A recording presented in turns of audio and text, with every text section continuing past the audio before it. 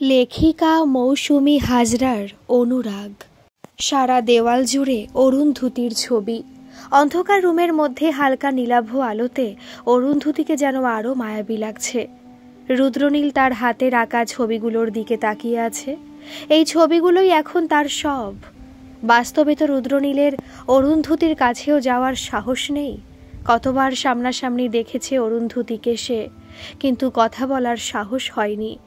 সেদিন লিফটেই দেখা হলো, ওরা দুজনেই ছিল। কতবার রুদ্রনীল কথা বলতে গিয়ে আর পারেনি। অরুন্ধতিকেও সম্মান করে। একবার ছবি আঁকতে গিয়ে চোখ বন্ধ করে কিছু ভাবার চেষ্টা করছিল রুদ্রনীল। ঠিক সেই সময় অরুন্ধতির মুখটা ভেসে উঠল।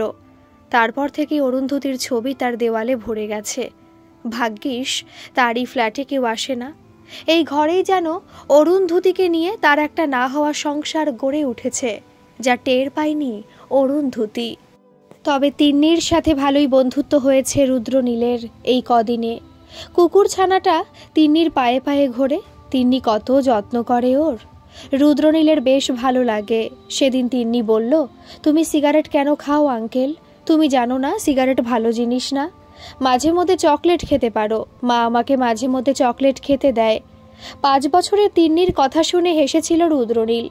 তবে সিগারেট ছাড়তে না পারলেও তিন্নির সামনে আর খাইনি সে। কিরে, এখন ফোন করলি? অফিস পৌঁছে গেছিস তুই? শ্রী, তুই সকালের ওষুধটা খেয়েছিস? ঋষভ, আমি তো তোর সামনেই ওষুধটা খেলাম। না না, আমি মনে করতে পারছিলাম না, তাই জিজ্ঞাসা করলাম। উফ, তুই আমাকে পাগল করে দিবি। অফিস পৌঁছে গেছিস? না রে, রাস্তায় আছি। মানে তোর বাইক চালাতে চালাতে মনে পড়লো আমি ওষুধ খেয়েছি কি না। হ্যাঁ, ওই আর কি। চল, বাই। ঋষভ, বল শ্রী। তুই একজন ভালো ছেলে, ভালো বন্ধু, ভালো হাজবেন্ড, আর অবশ্যই একজন ভালো বাবাও হবি। সে চেষ্টাই করছি। নিজের খেয়াল রাখ।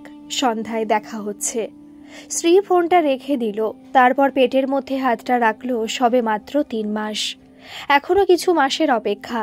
তারপর বাড়িতে নতুন অতিথি আসবে। ঋষভ আর ঋষভের মা তার ভীষণ যত্ন নেয়। ঋষভ অফিসে গিয়ে দেখল এখনো অরুন্ধতী ম্যাম অফিসে আসেননি। বসও আসেননি। অরুন্ধতী ম্যাম কদিন ছুটিতে ছিলেন, আজ আসার কথা। যাই হোক, ফাইলগুলো আরও একবার চেক করতে যাবে। এমন সময় অরুন্ধতী বলল, আজ অনেক আগে চলে এসেছেন ঋষভ। ঋষভ মুখ তুলে তাকালো। অরুন্ধতির বয়স এখন 32 বছর। চোখে মুখে সবসময় একটা পজিটিভ লুক। যে কাজ এই অফিসের কেউ করতে পারে না, তা অরুন্ধতী ম্যাম করে দেন। অফিসের বসও ভীষণভাবে ভরসা করেন অরুন্ধতিকে। এত হাসি খুশির মাঝেও নিজেকে একটা আড়ালের মধ্যে রাখেন, যেন তিনি একটা আকাশ, যে আকাশের তলায় সবাই আশ্রয় নিতে পারে কিন্তু ছুঁতে পারে না। কি হলো ঋষভ, কি ভাবছেন? সোমাশ্রী ঠিক আছে? হ্যাঁ ম্যাম, শ্রী ঠিক আছে। রিপোর্ট কি? It's positive. আমরা বাবা মা হতে চলেছি। কংগ্রাচুলেশন। Thank you ma'am. এবার সোমাশ্রীর আরও যত্ন নিতে হবে। হ্যাঁ, সে চেষ্টা করছি সব সময়। আপনি বলুন কেমন আছেন, আর তিন্নি কেমন আছে? খুব ভালো আছি আমরা। ভাবলাম কদিনের ছুটি নিয়ে মেয়েটাকে একটু ঘুরিয়ে নিয়ে আসি। সেইভাবে টাইম দিতে পারি না তো, সবটা আমার শাশুড়ি মা সামলান। তাই 3 জনে মিলে বেরিয়ে পড়েছিলাম একটু ঘুরতে কদিনের জন্য। আর আমি জানি এই সবের জন্য আপনার উপর অনেক চাপ গেছে। এর মাঝে সোমাশ্রীকে নিয়ে আপনার চিন্তা ছিল। তবে আমি কথা দিচ্ছি, আপনার যে কোনো প্রয়োজনে আমি হেল্প করতে রাজি। ম্যাম, কোনো চাপ ছিল না। ফাইলগুলো আমি রেডি করে দিয়েছি, একটু চেক করে নেবেন। ওকে ঋষভ, থ্যাংক ইউ। ঋষভ অরুন্ধতিকে দেখে সবসময় একটা পজিটিভ ভাইব পায়। কত কম বয়সে সবকিছু একা হাতে সামলাচ্ছে। অরুন্ধতির হাজবেন্ড মারা গেছেন 5 বছর হলো। তখন তিন্নি অরুন্ধতির গর্ভে। ওই সময় নিজেকে সামলে তিন্নিকে জন্ম দিয়েছে সে। শাশুড়ির সাথে তিন্নিকে সামলেছে। এই অফিসেই অরুন্ধতির হাজবেন্ড সুদর্শন জব করতেন। উনি মারা যাওয়ার পর অরুন্ধতিকে সে জব অফার করা হয়। তিন্নি হওয়ার 3 মাস পর থেকে অরুন্ধতি অফিস জয়েন করেছে। তারপর থেকে সব দিক একা হাতে সামলাচ্ছে। কারোর প্রতি কোনো অভিযোগ নেই, কোনো মন খারাপ নেই। সব সময় হাসি খুশি একটা মেয়ে, যেন একটা ম্যাজিক থাকে ওর কাছে। সব প্রবলেম তুড়ি মেরে উড়িয়ে দিতে পারে। উফ, এতদিন তোমায় ছাড়া অফিস চালানো খুব মুশকিল অরুন্ধতী। ঋষভের উপর ভীষণ চাপ গেছে। বসের মুখে কথাটা শুনে অরুন্ধতী হেসে বলল, হ্যাঁ স্যার, জানি। সেই নিয়েই কথা হচ্ছিল ঋষভের সাথে। তবে ও সত্যি ভীষণ ভালো ছেলে, আর ওকে বেশি চাপ দেওয়া যাবে না স্যার, ঋষভ বাবা হতে চলেছে। বস শুনে বললেন, তাই নাকি? দারুণ খবর তো। সোমাশ্রী আর ঋষভের যে বিয়ে হবে তা আমি ভাবতেও পারিনি। কত বাধা বিপত্তি পেরিয়ে দুটো এক হয়েছে, ভালো থাকুক দুজনে। ঋষভ পাশেই দাঁড়িয়ে শুনছিল, তারপর হেসে বলল, বাধা বিপত্তি বলতে ইগোটা বেশি ছিল, কিন্তু এক হওয়ার পর সেই জিনিসটা আমাদের মধ্যে নেই। অরুন্ধতী বলল, সবসময় এই রকমই থাকুন দুজনে। সন্ধে হয়ে গেছে প্রায়, বৃষ্টি ঝমঝম করে নেমেছে। রুদ্রনীল প্রতিদিন এই সময় অরুন্ধতীর অফিসের সামনে এসে চা খায়। তারপর অরুন্ধতী ক্যাব নিয়ে যখন বাড়ি ফেরে, তখন বাইকে করে রুদ্রনীলও পেছনে পেছনে আসে। ও মনে করে এটা তার দায়িত্বের মধ্যে পড়ে। মেয়েটা যতই দুনিয়ার সামনে নিজেকে শক্তিশালী প্রমাণ করুক, ভিতরে ভিতরে ভীষণ একাও। কতবার পার্কে একা বসে থাকতে দেখেছে অরুন্ধতীকে। রুদ্রনীলের খুব ইচ্ছে করে তখন অরুন্ধতীর পাশে বসে ওর সব কথা শুনতে, ওর সব কষ্টের ভাগ নিতে। এটাই কি প্রেম নাকি কোনো মোহ? রুদ্রনীলের অরুন্ধতীকে নিয়ে কখনো কোনো খারাপ ভাবনা আসেনি, তবে মাঝে মধ্যে স্বপ্ন দেখে রুদ্রনীল সকালে কেউ তাকে ঘুম ভাঙিয়ে চায়ের কাপ হাতে তুলে দিচ্ছে। স্বপ্ন থেকে ঘুম ভাঙে যখন, সামনেই অরুন্ধতীর হাসি মুখের ছবিগুলো রুদ্রনীলের দিকে তাকিয়ে থাকে। প্রতিদিন এইভাবেই সকাল হয় তার।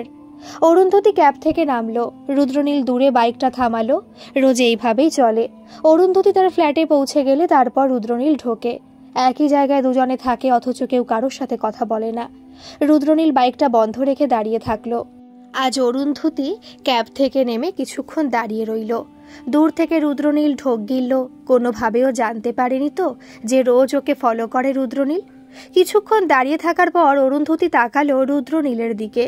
দূর থেকে ঠিক বুঝতে পারছে না রুদ্রনীল অরুন্ধতী কি তার দিকেই তাকিয়ে আছে। কিছু না বলেই চলে গেল অরুন্ধতী। মা, তুমি এসেছো? আজ আমি সব হোমওয়ার্ক করে রেখেছি। বা তিন্নি, তুমি তো ভীষণ গুড গার্ল। মা, রুদ্রনীল আঙ্কেল আমাকে একটা ছবি আঁকা শিখিয়েছে, তুমি দেখবে? অরুন্ধতী কিছুক্ষণ চুপ থাকার পর বলল, হ্যাঁ দেখাও। ছবিগুলো দেখতে দেখতে অরুন্ধতী ভাবল, রুদ্রনীলের সাথে কথা বলাটা কি এখন ঠিক হবে? অফিসে, অরুন্ধতী ম্যাম, একটা কথা ছিল। হ্যাঁ ঋষভ, বলুন। আমার একজন পরিচিত নাচের স্কুল খুলেছে। আমরা প্রতি রবিবার সেখানে যাওয়ার চেষ্টা করি।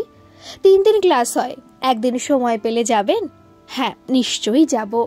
আচ্ছা, কার্ডটা দিলাম, পরে দেখে নেবেন। দুজন নাচ শেখায়, বিভা বড়ি আর কোয়েল। আচ্ছা বেশ, আমি দেখে নেব পরে। অরুন্ধতী কার্ডটা না দেখেই ব্যাগের মধ্যে ঢুকিয়ে নিল। বাড়ি ফিরে তিন্নি আর শাশুড়ি মায়ের সাথে কিছুক্ষণ গল্প করে তারপর ডিনার সেরে যখন ল্যাপটপটা নিতে ব্যাগ খুলল, তখন কার্ডের কথা মনে পড়ল। কার্ডটা দেখে চমকে গেল সে। এটা তো বিভার ছবি, তার ছোটবেলার বন্ধু। অতীতের সব মুহূর্ত চোখের সামনে ভেসে উঠল। ঋষভকে ফোন করলো অরুন্ধতী। হ্যাঁ অরুন্ধতী ম্যাম, বলুন। সরি ঋষভ, এত রাতে ডিস্টার্ব করার জন্য। একটা কথা জানার ছিল। নো প্রবলেম ম্যাম, আপনি যখন ইচ্ছে ফোন করতে পারেন। বলুন, কি জানার আছে? আপনি যে কার্ডটা আমাকে অফিসে দিলেন, ওতে দুজনের ছবি আছে। হ্যাঁ ম্যাম, একজন বিভা বড়ি আর একজন বিভা বড়ির ভাইয়ের ওয়াইফ কোয়েল। বিভা বড়ি? আসলে ম্যাম ওনার নাম বিভাস, তবে এখন উনি বিভা বড়ি নামেই পরিচিত। কবে দেখা পাবো? 3 দিন ক্লাস হয়, আমরা রবিবার যাব। তার আগে দেখা করা পসিবল নয়। কেন ম্যাম? এমনি একটু দরকার ছিল। তিনি নাচ শিখবে বলছিল। ও আচ্ছা আচ্ছা, কাল উনি ক্লাসে আসবেন। ওকে, থ্যাংক ইউ। সোমাশ্রী ঘুমিয়ে পড়েছে? হ্যাঁ, একটু আগেই। আচ্ছা বেশ, গুড নাইট। অরুন্ধতী ফোনটা রেখে দিয়ে রাগান্বিত চোখে আবার হাতে রাখা কার্ডটা দেখল। মনে মনে ভাবল, তাহলে আরও একবার আমাদের সামনাসামনি হতে হবে বিভা। সেই যখন থেকে অরুন্ধতী বুঝতে পেরেছিল বিভাস আর 5টা ছেলের মতো নয়, বরং ওর মনের মধ্যে এক নারীর বাস, ঠিক তখন থেকেই অরুন্ধতী ওকে আগলে রেখেছিল। সমাজের নানা উপহাস আর তাচ্ছিল্য থেকে দূরে রাখার চেষ্টা করেছিল। বিভাস থেকে বিভা বানিয়েছিল সে। লুকিয়ে লুকিয়ে শাড়ি পরিয়ে দেওয়া, টিপ, কাচের চুড়ি এনে দেওয়া। বিভাকে খুশি দেখার জন্য অরুন্ধতী কত কিনা করেছে, কিন্তু বিভা সেই সব মনে রাখেনি। কত তাড়াতাড়ি সব ভুলে গেছে। আজ নামকরা একজন ডান্স টিচার হতে পেরেছে, কিন্তু এত সহজে বিভাকে তো অতীত ভুলতে দেওয়া যাবে না। সকালে প্রথম রোদ জানালা দিয়ে ঘরের মধ্যে ঢুকেছে। তিন্নির মুখে রোদ পড়তেই মেয়েটা মুখটা ঘুরিয়ে নিল। অরুন্ধতী জানালার পর্দা টানতে গিয়ে নিচে রুদ্রনীলকে দেখল। অরুন্ধতীর ফ্ল্যাট থেকেই নিচের পার্কটা দেখতে পাওয়া যায়। রুদ্রনীল সেখানে অচিন্ত কাকুকে ব্যায়াম শেখাচ্ছে। কিছুদিন আগেই অচিন্ত কাকুর স্ট্রোক হয়েছিল, ওনাকে দেখার কেউ নেই। স্ত্রী মারা গেছেন অনেক দিন হলো, এক ছেলে বাইরে থাকে, মাঝে মধ্যে বাবার খোঁজ নেয়। ওই সময় অরুন্ধতির বাড়িতে যা রান্না হতো, অরুন্ধতি কিংবা তার শাশুড়ি মা গিয়ে অচিন্ত কাকুকে খাবার দিয়ে আসতো। তখনই কয়েকবার রুদ্রনীলকে দেখেছিল অরুন্ধতি। উস্কো খুস্কো চুল, মুখের মধ্যে এক অদ্ভুত মায়া আছে। রুদ্রনীল ওই সময় অচিন্ত কাকুর অনেক দেখাশোনা করেছে। অরুন্ধতি কতবার কথা বলতে গিয়ে থেমে গেছে। সেদিনও তো লিফটে দেখা হলো, যখন অরুন্ধতি কথা বলতে গিয়ে পারেনি। ওকে দেখলেই রুদ্রনীল চোখ নামিয়ে নেয়। আজ অচিন্ত কাকুকে হাসতে দেখলো অরুন্ধতি, তাও সেটা রুদ্রনীলের জন্য। ছেলেটা সবার খোঁজ রাখে, এখন তো তিন্নির সাথেও ভালো বন্ধুত্ব হয়ে গেছে। কোনো একদিন রুদ্রনীলের সাথে অরুন্ধতির কথা হবে। জানালার পর্দাটা দিতে যাবে এমন সময় রুদ্রনীল উপরের দিকে তাকালো। দুজনের চোখাচোখি হলো। অরুন্ধতি নিজের স্বভাব মতো মুখে অল্প হাসি নিয়ে জানালার পর্দাটা টেনে দিল। রাত প্রায় নির্ঘুম কেটেছে অরুন্ধতির। বিভার সাথে দেখা হবে আজ এতগুলো বছর পর, কিন্তু মনের মধ্যে একটা চাপা রাগ আছে। মা, আজ আমরা কোথায় যাব?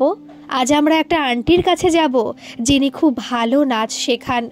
তাহলে মা, আমিও নাচ শিখব তার কাছে। আগে গিয়ে কথা বলি, তারপর। কখন যাব আমরা? বিকালে। আমি অফিস থেকে তাড়াতাড়ি ফিরে যাব, তুমি স্কুল থেকে ফিরলেই আমরা যাব। ঠিক আছে মা। রুদ্রনীল বিশ্বাসই করতে পারছে না আজ অরুন্ধতি ওকে দেখে হেসেছে। ও পরিষ্কার দেখেছে সেটা। এটা কিছুতেই ভুল হতে পারে না।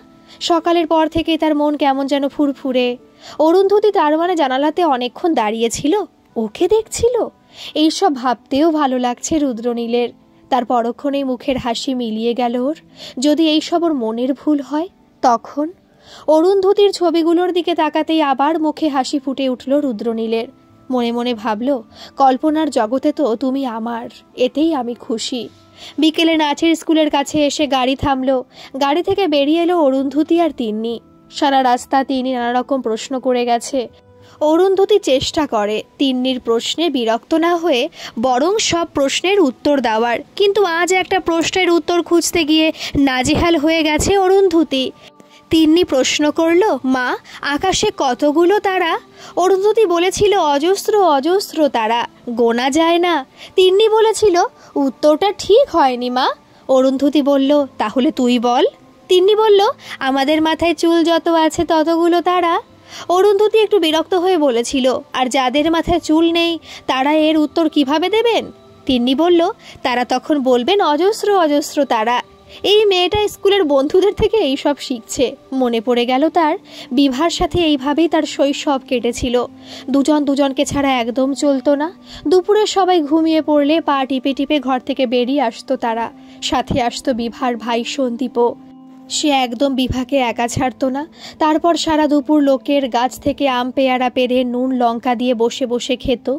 বর্ষায় দুজনে মিলে বৃষ্টি পায়ে বাড়ি ফিরত। ইচ্ছে করে ছাতা বন্ধ রাখত।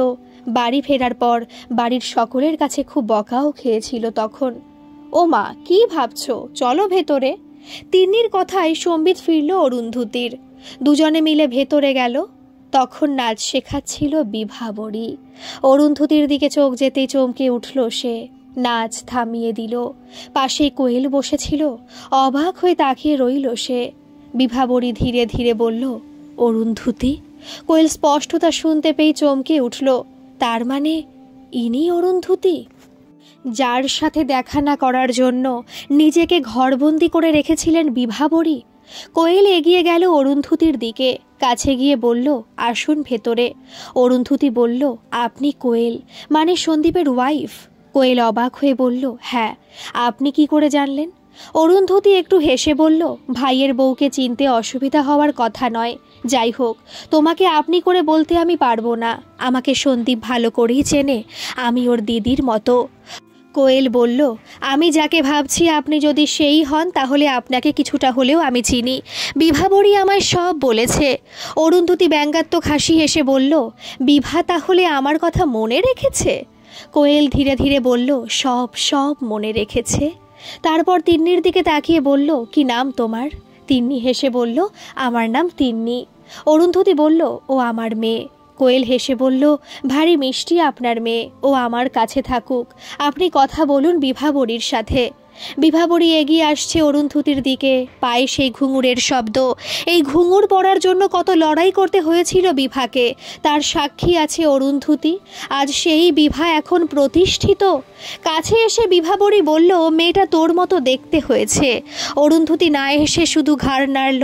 বিভাবরীর গলা কান্নাতে বুঝে গেল, তাও কোনো রকমে বলল, আমাকে ক্ষমা করে দে, আমি তোর সুখের সংসারে নজর দিইনি।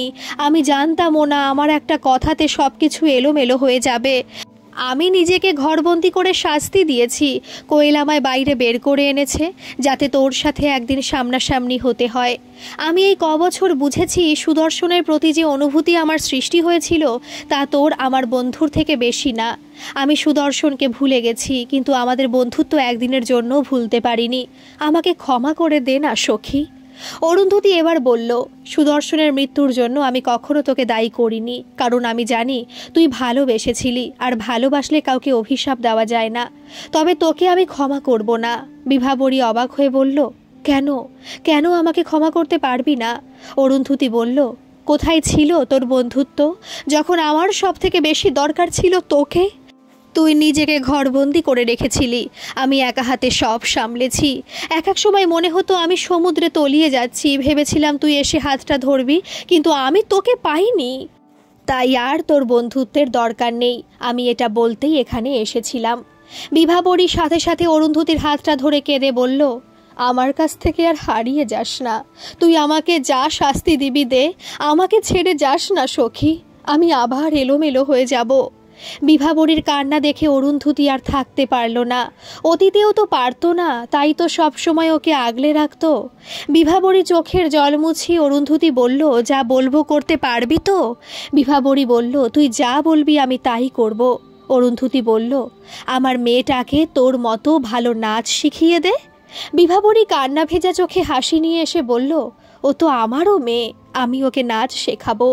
অরুন্ধতী কাঁদতে কাঁদতে বলল, অনেক দিন হলো, নাচতে ভুলে গেছি, আবার নাচ করবি একসাথে? আবার ঘুঙুরের আওয়াজে সব কষ্ট ভুলিয়ে দিবি আমায়? বিভাবরী জড়িয়ে ধরল অরুন্ধতীকে। কোয়েল দূর থেকে দাঁড়িয়ে দেখছিল সবটা। নিজের অজান্তেই কখন যে চোখ দিয়ে জল গড়িয়ে পড়ল টেরও পেল না। অরুন্ধতী আজ আবারও খেয়াল করল, ও ঘরে ফেরার সময় রুদ্রনীল বাইরে দাঁড়িয়ে থাকে। ও ঘরে ঢুকলে তারপর রুদ্রনীল নিজের ঘরে ঢোকে, কিন্তু রুদ্রনীল ওকে দেখলে চোখ নামিয়ে নেয় কেন? সবার সাথে কথা বলে, শুধু অরুন্ধতীকে দেখলেই কেমন যেন জড়বস্তুতে পরিণত হয়। যেভাবেই হোক রুদ্রনীলের সাথে কথা বলতে হবে। তুই রেখে দে, আমি প্রেস করে নিচ্ছি শার্টটা। তুই কি ভেবেছিস বলতো ঋষভ, আমি অসুস্থ নাকি? যা বাবা, অসুস্থ হবি কেন? তাহলে সব কাজে আমাকে বাধা দিস কেন? আরে বাধা দিচ্ছি না, এই সময় একটু সাবধানে থাকার কথা বলছি। আমি অফিসে জয়েন করব খুব তাড়াতাড়ি, নয়তো বাড়িতে থাকলে আমি পাগল হয়ে যাব। তুই আর মা আমাকে কোনো কাজ করতে দিস না। হ্যাঁ, জয়েন করবি তো, আর কটা দিন পর। আমি গাড়িটা কিনে নি। তুই গাড়ি কিনবি? হ্যাঁ, সেটাই ভেবেছি। তোকে আমি অফিসে পৌঁছে তারপর নিজে অফিসে চলে যাব। গাড়িতে গেলে কোনো সমস্যা হবে না তোর এই সময়? আমার এখনো কোনো সমস্যা হচ্ছে না ঋষভ। সে ঠিক আছে, তবে গাড়িটা নেওয়ার কথা অনেক দিন ধরে ভাবছিলাম। আমাদের সন্তান এই পৃথিবীর আলো দেখার আগেই গাড়িটা নিয়ে নিতে চাই। সব তার মানে ভেবে রেখেছিস? হ্যাঁ, তবে কোনো কাজ করার আগে তোর সাথে আর মায়ের সাথে আগে কথা বলে তারপর করি। এই ব্যাপারেও বলতাম, অফিস থেকে ফেরার সময় কিছু নিয়ে আসবি, খেতে ইচ্ছে করছে। তাড়াতাড়ি চলে আসবো, তারপর তোকে নিয়ে বেরোবো। সত্যি? রে। ঋষভ অফিসে বেরিয়ে গেলে সোমাশ্রী কিছুক্ষণ দরজার কাছে দাঁড়িয়ে থাকে। ঋষভের সাথে সম্পর্কটা তার কাছে স্বপ্নের মতো মনে হয়। কোনোদিন ভাবতেই পারেনি তার ছোটবেলার বন্ধুই তার জীবন সাথী হবে। ঋষভকে পাওয়ার পর দুনিয়ার সব সুখ যেন সে পেয়েছে। মা, বিভাবরী কবে আসবে? আজ রাতে আসবে তিন্নি, আমাদের বাড়িতে থাকবে। আর তুমি নাম ধরে কেন রাখছো? আন্টি তো আমাকে বলল বিভাবরী বলে ডাকতে। আচ্ছা বেশ, তুমি স্কুল চলে যাবে, আমি তাড়াতাড়ি ফেরার চেষ্টা করব। যদি তার আগে বিভাবরী চলে আসে তাহলে তুমি ওর সাথে বসে গল্প করবে। আমার বিভাবরীকে খুব ভালো লাগে, আমি অনেক গল্প করব। আচ্ছা তিন্নিমা, আমি যাই এবার। স্কুল চলে যাবে। শাশুড়ি মাকে সব বুঝিয়ে দিল অরুন্ধতী। এই একটা মানুষ অরুন্ধতীকে আগলে রেখেছেন 5 বছর ধরে। সেদিন যখন অরুন্ধতীর মাথা ব্যথা করছিল, উনি একটু তেল নিয়ে এসে বসলেন অরুন্ধতীর কাছে। তারপর নিজেই অরুন্ধতীর মাথায় ম্যাসাজ করতে করতে বললেন, একটাই তো মাথা, এত চাপ তো দেওয়া যায় না, একটু নিজের যত্ন নে। অরুন্ধতীর শাশুড়ি মায়ের এই যত্নতে হারিয়ে যায় অতীতের পাতায়। তার মাও ঠিক এমনই ছিলেন। অরুন্ধতী মাঝে মধ্যে ভীষণ অবাক হয় শাশুড়ি মাকে দেখে। মানুষটার মনে কত জোর। সুদর্শন যখন মারা গেল মনে হয়েছিল সব ভেঙে চুরে যাবে, কিন্তু শাশুড়ি মা তা হতে দেননি। পুত্র শোক দূরে রেখে অরুন্ধতীকে আগলে নিয়েছিলেন। বলেছিলেন যে আসছে তাকে ভালোভাবে পৃথিবীর আলো দেখানোর দায়িত্ব তোর, তোকে বাঁচতে হবে। বিভাবরী ব্যাপারে সবই বলেছিল অরুন্ধতী তাকে। তিনি বললেন, এতদিন পর যখন তোদের দেখা হলো, একবার বাড়িতে আসতে বল, দুজনে মিলে বসে গল্প কর। আজ বিভাবরী আসবে শুনে শাশুড়ি মা বলেছেন রাতের খাবার সব তিনি বানাবেন। অরুন্ধতী আর বিভাবরী আজ শুধু গল্প করবে। অফিস যাওয়ার সময় বেরোতে গিয়ে দেখলো রুদ্রনীল অফিসের জন্য বেরোচ্ছে। তিন্নি বলছিল রুদ্রনীল আঙ্কেল একটা জব পেয়েছে, তবে জবের জন্য আবার আঁকাআঁকি যেন না ছাড়ে। সবাই বলে ছেলেটা ভীষণ সুন্দর আঁকে। রুদ্রনীল নিজের ফ্ল্যাটের দরজাটা বন্ধ করে ঘুরতে গিয়ে দেখলো অরুন্ধতী দাঁড়িয়ে আছে। হঠাৎ তার বুকের হার্টবিট ফাস্ট হয়ে গেল। ভেবে পাচ্ছে না এটা কি স্বপ্ন। অরুন্ধতী হাসি মুখে বলল, হায় রুদ্রনীল, আমি অরুন্ধতী। রুদ্রনীল নিজের মনে ওঠা ঝড়কে শান্ত করে বলল, হায়। অরুন্ধতী বলল, আমার মেয়ে তিন্নি আপনার কথা প্রায় বলে, শুনেছি খুব ভালো বন্ধুত্ব আপনাদের, একই জায়গায় থাকি অথচ কথা হয়নি কোনো দিন। রুদ্রনীল বলল, হ্যাঁ, আসলে আপনি ব্যস্ত থাকেন তাই কথা বলা হয়ে ওঠেনি। অফিসে যাচ্ছেন? অরুন্ধতী বলল, হ্যাঁ। রুদ্রনীল বলল, তাহলে চলুন আমার সাথে, আমি আপনার অফিসের ওই দিক হয়েই যাব। অরুন্ধতী বলল, এক্ষুনি ক্যাব আসছে। রুদ্রনীল বলল, ও আচ্ছা। মনে মনে ভাবল, একেবারে হঠাৎ করে বলাটা কি ঠিক হলো? কি ভাবলেন অরুন্ধতী কে জানে। অরুন্ধতী বলল, তাহলে আসি, পরে আবার কথা হবে। একদিন সময় করে আসুন, সবাই মিলে বসে চা খাওয়া যাবে। রুদ্রনীল হেসে ঘাড় নাড়ল, কারণ সে কথা বলার শক্তি যেন হারিয়ে ফেলেছে। অরুন্ধতী আজ এত কথা বলল ওর সাথে, মনে হচ্ছে সব কিছু যেন স্বপ্ন তার কাছে। ক্যাবে যেতে যেতেই অরুন্ধতী ফোন করলো বিভাবরীকে। ঠিক সময় চলে আসবি কিন্তু, আমি একটু লেট হলেও সমস্যা নেই, তিন্নি আর মা থাকবে, তোর কোনো চিন্তা নেই, আমি ঠিক পৌঁছে যাব। অনেক অনেক কথা জমে আছে বিভা, আমার ওরে অনেক গল্প করব আজ। ফোনটা রেখে দিল অরুন্ধতী। এত কাজের চাপেও মনটা আজ ভীষণ ভালো লাগছে। সব কিছু যেন আগের মতো হয়ে গেছে, শুধু সুদর্শনটাই নেই, বাকি সব একই আছে। কিছুদিন আগেও শাশুড়িমা বললেন, অরুন্ধতী একটু নিজের কথা ভাব, নিজের জীবনটাকে গুছিয়ে নে। অরুন্ধতী বলল, গুছিয়ে নিয়েছি তো মা, এই তো তুমি, আমি, তিন্নি, ভালো তো আছি আমরা। শাশুড়িমা বললেন, আমি এইভাবে গুছিয়ে নেওয়ার কথা বলিনি, সুদর্শন ফিরবে না আর কোনো দিন, কিন্তু তার জন্য তুই নিজেকে বন্দি করে রাখিস না। তোর জীবনে কেউ এলে তাকে ফিরিয়ে দিস না। মানুষ একা একা বাঁচতে পারে না। একটা সময় পর আমি থাকবো না, তিন্নিও নিজের জীবন নিজের মতো বেছে নেবে, তখন তুই বড্ড একা হয়ে যাবি মা। অরুন্ধতী হেসে বলেছিল, সুদর্শনের জায়গাটা অন্য কাউকে কিভাবে দেব মা? শাশুড়িমা বলেছিলেন, কেউ কারোর জায়গা নিতে পারে না, সবাই সবার মনে আলাদা করে জায়গা করে নেয়। তুই তোর মনের দরজাটা খোলা রাখিস শুধু। অফিসের এসে সব কাজ সেরে নিয়েছে অরুন্ধতী। ঋষভ মাঝখানে এসে খবর নিয়ে গেছে বিভাবরীর কাছে গিয়েছিল কিনা অরুন্ধতী। অরুন্ধতী ওকে জানিয়েছে ও আর বিভাবরী ছোটবেলার বন্ধু। ঋষভ শুনে ভীষণ খুশি হয়েছে। অফিস থেকে বেরিয়ে আর কোনোভাবে গাড়ি পাচ্ছিল না অরুন্ধতী। ঋষভও আজ একটু আগেই বেরিয়ে গেছে, নয়তো ও ড্রপ করে দিয়ে আসতো। বারবার ফোনটা চেক করছে অরুন্ধতী। বিভাবরী অনেক আগেই ওর বাড়ি পৌঁছে গেছে। তিন্নি আর মা আছে যদিও, তাই ওকে তাড়াতাড়ি বাড়ি ফিরতে হবে। ভাবতে ভাবতে হঠাৎ একটা বাইক এসে দাঁড়ালো। হেলমেটটা খুলতে বুঝতে পারলো ছেলেটা রুদ্রনীল। ক্যাবের জন্য অপেক্ষা করছেন? না না, আজ কোনো গাড়ি পাচ্ছি না। তাহলে এখন উপায় দেখা যাক। আমার সাথে যেতে কোনো সমস্যা আছে? না তা নেই, কিন্তু আমার জন্য আপনার অসুবিধা হবে। প্রথমত ম্যাডাম, এই অধমের কোনো গার্লফ্রেন্ড নেই, তাই আপনাকে আমার বাইকে বসে থাকতে দেখলে কারোর কোনো সমস্যা হবে না। আর দ্বিতীয়ত আমরা একই জায়গায় থাকি, সুতরাং আমার কোনো সমস্যাই নেই। অরুন্ধতী হেসে উঠল। ছেলেটা বেশ ভালোই কথা বলে। তারপর বলল, বেশ, তাহলে যাওয়া যাক। অরুন্ধতী বাইকে বসতেই রুদ্রনীলের মনে গ্রীষ্মের কোনো সন্ধ্যার এক শীতল বাতাস বয়ে গেল। মনে মনে ভাবল, এতগুলো কথা অরুন্ধতীকেও বলল কিভাবে? অরুন্ধতী বাইকে চেপে বসতেই বাইক স্টার্ট করে বেরিয়ে পড়ল। রুদ্রনীলের মনে তখন একটা কথাই ঘুরপাক খাচ্ছে, এই পথ যেন অনেক দীর্ঘ হয়। আচ্ছা রুদ্রনীল, গার্লফ্রেন্ড নেই কেন? ছিল আগে, তখন কলেজে পড়তাম, সম্পর্কের বয়স ছিল 6 মাস। তারপর মিউচুয়াল ব্রেকআপ হয়েছিল। এতগুলো বছরে আর কাউকে ভালো লাগেনি? রুদ্রনীল মনে মনে বলল, আপনাকে ভীষণ ভালো লাগে, আপনার সব কিছু আমাকে মুগ্ধ করে। আমি ঘন্টার পর ঘন্টা আপনার ছবির সাথে কথা বলি, কিন্তু এই সব কিছু আমি আপনাকে কোনো দিন বলতে পারবো না, নয়তো এই মুহূর্তগুলোকেও আমি হারিয়ে ফেলবো।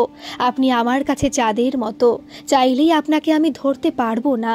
কি হলো, কি ভাবছেন আপনি? ভাবছি আমার মতো ছন্নছাড়া ছেলেকে কে ভালোবাসবে? চাল নেই, চুলো নেই। আপনি যথেষ্ট ভালো, আমি জানি। অচিন্ত কাকুকে আপনি কত যত্ন আর সেবা করে সুস্থ করেছেন। আপনার মন ভীষণ ভালো, আপনার জীবনেও একজন ভালো মানুষ আসবে, তাই নাকি? হ্যাঁ, তো তখন দেখবেন এই ছন্নছাড়া আপনিটা কেমন সংসারী হয়ে যাবেন। দুজনে কথা বলতে বলতে পৌঁছে গেল বাড়িতে। অরুন্ধতী বলল, একদিন সময় করে আসবেন চা খেতে। রুদ্রনীল বলল, হ্যাঁ নিশ্চয়ই যাব। বাড়ি ফিরে রুদ্রনীল চুপচাপ সোফাতে বসে পড়ল। আজ দিনটা যে এতটা ভালো হবে সে জানতই না। কত কথা হলো অরুন্ধতীর সাথে। ওর বাইকে অরুন্ধতী চেপেছিল। মনে মনে বলল রুদ্রনীল, এটা যদি স্বপ্ন হয় তাহলে এই ঘুম যেন আর না ভাঙে। সে এমনই স্বপ্ন দেখতে চায়। অরুন্ধতী বাড়ি ফিরতেই বিভাবরীকে জড়িয়ে ধরল। আজ সারা রাত তারা গল্প করবে। আচ্ছা বিভা, তুই তো আমাদের সাথেই থাকতে পারিস। 3 দিনের জন্য শহরে আসিস, বাকি 4 দিন গ্রামে থাকিস, তার চেয়ে বরং এখানেই থাক। এটাই ভালো তো অরুন্ধতী, দুদিকেই থাকতে পারি। গ্রামের সাথে কত কিছু জড়িয়ে আছে বল। তাছাড়া ওখানেও 2 দিন নাচের ক্লাস করাই, যদিও সেটা বিনামূল্যে, ভালোবেসে। সব কিছু ওখানে আগের মতোই আছে, তাই না বিভা? কিছুটা বদলেছে জানিস। মানুষজন আমাকে নিয়ে আর হাসাহাসি করে না, আমার পোশাক নিয়ে, আমার কথা বলা নিয়ে আমাকে আর জাজ করে না। এখন তারা বুঝতে পারে আমিও একটা মানুষ, আমার শরীর আর মন দুটো আলাদা। শুধু একটা কথা বলবো, কিছু মনে করবি না তো? না না, বল না। দেখ, এখন চাইলে মনের মতো শরীরকেও বানানো যায়, ট্রিটমেন্ট আছে তার জন্য। আমি যে এই কথাটা একেবারে ভাবিনি তা নয়, তবে এখন আর ইচ্ছে নেই। মানুষ যখন তার জীবনের মানে জেনে নেয় তখন বাকি আর কিছু নিয়ে মাথা ঘামায় না। তুই খুঁজে পেয়েছিস জীবনের মানে? পেয়েছি তো। আমি চাইলেই এই ছেলের শরীর মেয়ের করে নিতে পারি, তবে কালের নিয়মে আমাকে একদিন এই দেহ ছেড়ে যেতেই হবে। কোনো কিছুই নিয়ে যাব না, তার চেয়ে বরং আমার জীবনের আসল উদ্দেশ্যকে আমি প্রাধান্য দেওয়ার চেষ্টা করি। নাচই আমার ঈশ্বর, এই সাধনা আমাকে শান্তি দেয়, তাই আমি এই নিয়েই ভালো আছি রে। কত বড় হয়ে গেছিস তুই বিভা, কত দামি দামি কথা বলছিস। কোয়েল মানে আমার কুহু, আমার গুরু। ও সেদিন একটা কথা বলেছিল, বিভাবরী, তোমার শরীরে স্বয়ং রাধা আর কৃষ্ণের বাস। তুমি নিজেকে ভালোবাসতে শেখো, তুমি যেমন তেমনভাবে নিজেকে মেনে নাও। বাহ, সন্দীপ তাহলে তো ভীষণ লাকি বল, এমন একজন জীবনসঙ্গী পেয়েছে। বাকি কথা বলতে বলতে তিন্নি রুদ্রনীলের হাত ধরে ঘরে ঢুকলো। এসো বলছি, তাড়াতাড়ি এসো। অরুন্ধতী রুদ্রনীলকে দেখে বলল, আরে রুদ্রনীল, আসুন আসুন। তিন্নি বলল, মা একটু আঙ্কেলের হাতে ওষুধ লাগিয়ে দাও তো। অরুন্ধতী ব্যস্ত হয়ে বলল, কি হয়েছে? রুদ্রনীল থামিয়ে বলল, না না তেমন কিছু না, তিন্নি আমাকে জোর করে নিয়ে এলো। অরুন্ধতী বলল, বেশ করেছে, নয়তো আপনি আসতেন না। এবার বলুন তো কি হয়েছে? রুদ্রনীলের হাতটা বেশ অনেকটা কেটেছে। অরুন্ধতী ভালো করে ড্রেসিং করে ব্যান্ডেজ করে দিল। তিন্নি পাশ থেকে বলল, ওই যে কিট্টু বিড়াল ছানা আবার প্রাচীরে উঠেছিল, ওখানে অনেক কাচের টুকরো থাকে। রুদ্রনীল আঙ্কেল সেটা দেখে প্রাচীরে উঠে কিট্টুকে নামালো, আর তখনই কাছে হাতটা কেটে গেল আঙ্কেলের। কিট্টুটা ভারী দুষ্টু হয়েছে মা, একদম কথা শোনে না। অরুন্ধতী ব্যান্ডেজ করতে করতে কতবার বলল, বেশ রক্ত বেরিয়েছে, একটু সাবধানে কাজ করবেন। রুদ্রনীল না চাইতেও বারবার অরুন্ধতীর দিকে তাকিয়ে ফেলছিল, তারপর চোখটা নামিয়ে নিচ্ছিল। মনে মনে ভাবছিল, আপনি যদি এইভাবে যত্ন করে ব্যান্ডেজ করে দেন তাহলে আমি প্রতিদিন চোট পেতে রাজি আছি। বিভাবরী পাশ থেকে সব কিছু নোটিশ করছিল। অরুন্ধতী গেল চা বানাতে, তার আগে বিভাবরীর সাথে রুদ্রনীলের পরিচয় করিয়ে দিল। আপনাকে আগে কখনো এখানে দেখিনি, আমি অরুন্ধতী, ঠিকানা জানতাম না। ও আচ্ছা আচ্ছা, আপনি কি করেন? আমি এখন একটা জব করি আর ছবি টবি আঁকি। বাহ, খুব ভালো। আপনি এখন এখানেই থাকবেন তো? সপ্তাহে 3 দিন এখানেই থাকি। আমি একদিন আপনার নাচের স্কুল যেতে পারি? হ্যাঁ নিশ্চয়ই, খুব খুশি হব। অরুন্ধতী চা বানিয়ে নিয়ে এসে বলল, রবিবার যাবেন রুদ্রনীল? আমি আর তিন্নি যাব ওই দিন। রুদ্রনীল আমতা আমতা করে বলল, রবিবার আমি পুরো ফ্রি, কিন্তু 2 বন্ধুর মধ্যে আমি ঢুকে পড়লে আপনাদের সমস্যা হবে না তো? বিভাবরী বলল, ভালো তো, 2 বন্ধু থেকে 3 বন্ধু হয়ে যাব। তিন্নি বলল, না না, 4 বন্ধু, আমিও আছি তো। বিভাবরী তিন্নিকে কোলে নিয়ে বলল, হ্যাঁ তো মা, ঠিক বলেছ, আমি একদম ভুলে গেছি, আমাকে একবার তোমার বইগুলো দেখাবে, চলো তো। বিভাবরী তিন্নিকে নিয়ে চলে গেল তিন্নির রুমে। হয়তো ইচ্ছে করেই মনে মনে চেয়েছিল অরুন্ধতী আর রুদ্রনীল একটু কথা বলুক। হাতে ব্যথাটা কিন্তু থাকবে, ওষুধ খেয়ে নেবেন, ও কিছু হবে না। পুরুষ মানুষের এটাই বড় সমস্যা, সব সময় বুঝিয়ে দেবে মর্দ কো দর্দ নেহি হোতা। আরে না না, আরে এটাই সত্যি। আচ্ছা, আমি ওষুধ খেয়ে নেব। তার মানে ব্যথা আছে? একটু একটু। বেশ, তাহলে ভালো, ওষুধ খেয়ে নেবেন। আপনাদের মতো মানুষদের সব সময় সুস্থ থাকতে হবে। আমাদের মতো মানুষদের মানে? ওই যারা অন্য মানুষদের সাহায্য করেন, তাদের তো সুস্থ থাকতেই হবে। রুদ্রনীল চা খেতে খেতে খেয়াল করলো তার হাতটা কাঁপছে। এমন তো হয় না, কিন্তু যেখানে তার স্বপ্নের নায়িকার সামনে বসে আছে সেখানে তো এমন হবে। স্বপ্ন থেকে বাস্তবে ফিরলে সব মানুষ এমন ঝটকা পায়। রুদ্রনীল বলল, কখন বেরোবেন অফিসের জন্য? অরুন্ধতী বলল, এই তো একটু পরেই, বিভাকে নামিয়ে আমি যাব। রুদ্রনীল ভেবেছিল অরুন্ধতী যদি একা যাবে বলতো তাহলে সাহস করে একসাথে যাওয়ার কথা বলতো সে, কিন্তু বিভাবরী যাবে শুনে আর কিছু বলল না। অরুন্ধতী বলল, আপনি যাবেন অফিস? রুদ্রনীল বলল, হ্যাঁ, যেতে তো হবেই। দুজনেই কিছুক্ষণ চুপ। রুদ্রনীলের মন বলছে সাহস করে আরও একবার জিজ্ঞাসা করতে, কিন্তু পেরে উঠছিল না। চা শেষ করে উঠে দাঁড়ালো সে। বিভাবরী তিন্নিকে নিয়ে আবার এলো সেখানে। রুদ্রনীল বলল, বাই বিভাবরী, রবিবার দেখা হচ্ছে আবার। বিভাবরী খুশি হয়ে বলল, হ্যাঁ নিশ্চয়ই। রুদ্রনীল অরুন্ধতী আর তিন্নিকে বাই বলে দরজার কাছে গেল, কিন্তু মন কিছুতেই স্থির হচ্ছিল না। তারপর একটা দীর্ঘশ্বাস ফেলে আবার পেছন ফিরে অরুন্ধতীকে বলল, আপনি অফিস থেকে ফেরার সময় ক্যাব নেবেন? আসলে আমি ওই পথেই ফিরি, তাহলে একসাথে ফিরতাম। বিভাবরীর সাথে সাথে বলল, এটা ভালো তো অরুন্ধতী, তুই তো একা একা ফিরিস, রুদ্রনীলের সাথে এবার থেকে ফিরবি। অরুন্ধতী বলল, আসলে আমি সব দিন একই টাইমে ফিরি না, মাঝে মধ্যে দেরি হয়।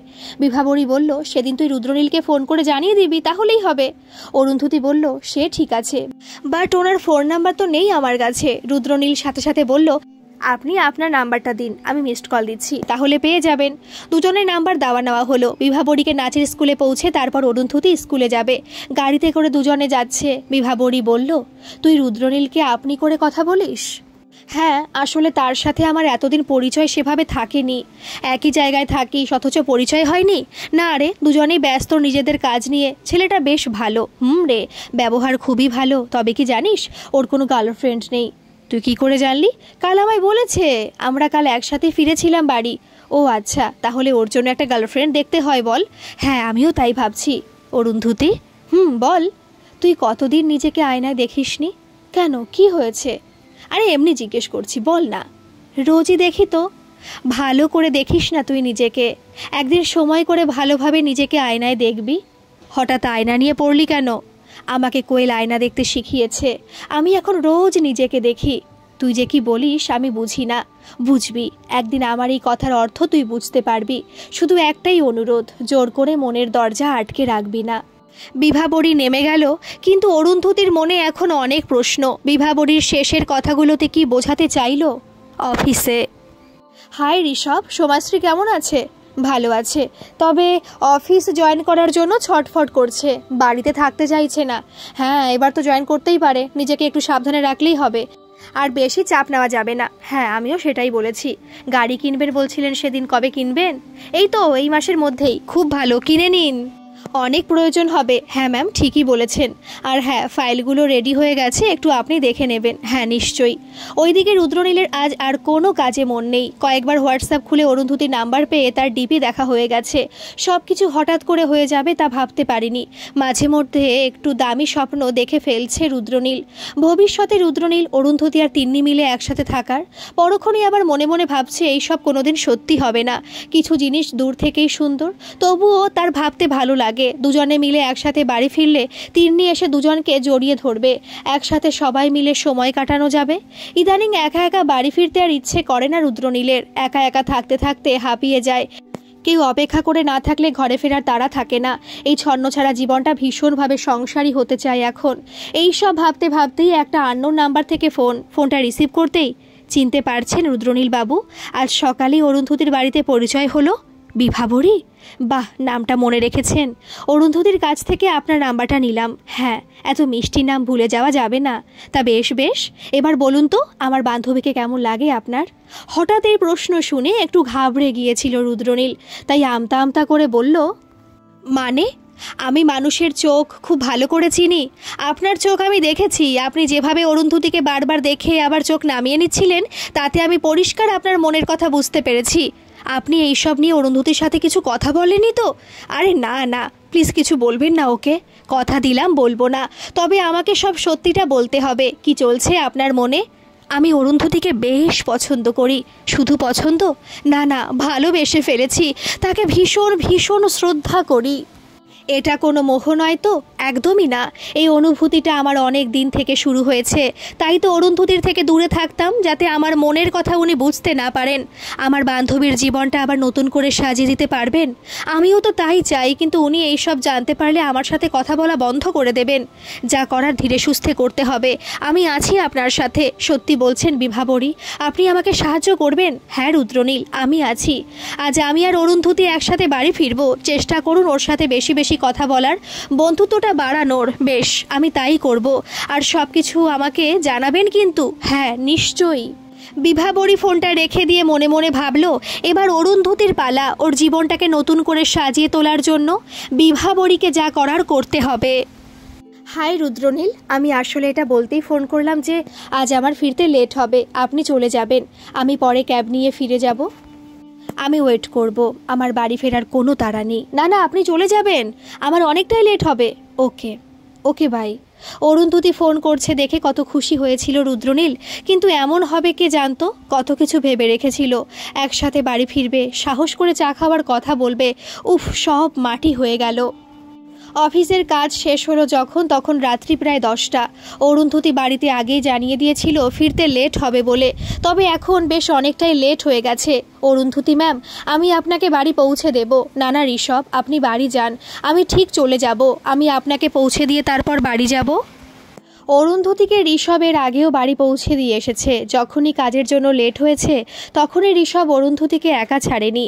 ছেলেটা বরাবরই ভীষণ কেয়ারিং, রুদ্রনীলও তাই। যখন কেউ খারাপের সাথে তুলনা করে সব পুরুষ মানুষকে এক বলে, তখন অরুন্ধতির ইচ্ছে করে ঋষভ আর রুদ্রনীলের সাথে তার পরিচয় করানোর। আমাদের সমাজে এমন অনেক ঋষভ আর রুদ্রনীল আছে যারা দায়িত্ব কর্তব্যের মানে বোঝে। অরুন্ধতি অফিস থেকে বেরিয়ে দেখলো রুদ্রনীল বাইরে দাঁড়িয়ে আছে। আপনি বাড়ি যাননি রুদ্রনীল? না, আমি এইমাত্র এখানে এলাম, ভাবলাম আপনাকে নিয়েই ফিরবো। আপনি কি করে জানলেন আমি এখনও অফিসে আছি? ফোনও তো করেননি। না মানে আমার মনে হলো আপনি এখনও এখানে আছেন। সত্যি করে বলুন, কখন থেকে এখানে এসে দাঁড়িয়ে আছেন? 7টা থেকে। মাই গড, এখন বাজছে রাত্রি 10টা। আমি আপনাকে বাড়ি যেতে বলেছিলাম। হ্যাঁ, এরপর যাব তো। অরুন্ধতি ঋষভের সাথে রুদ্রনীলের পরিচয় করিয়ে দিল। তারপর ঋষভকে বলল রুদ্রনীলের সাথেও বাড়ি চলে যাবে। ঋষভও বাড়ি চলে গেল।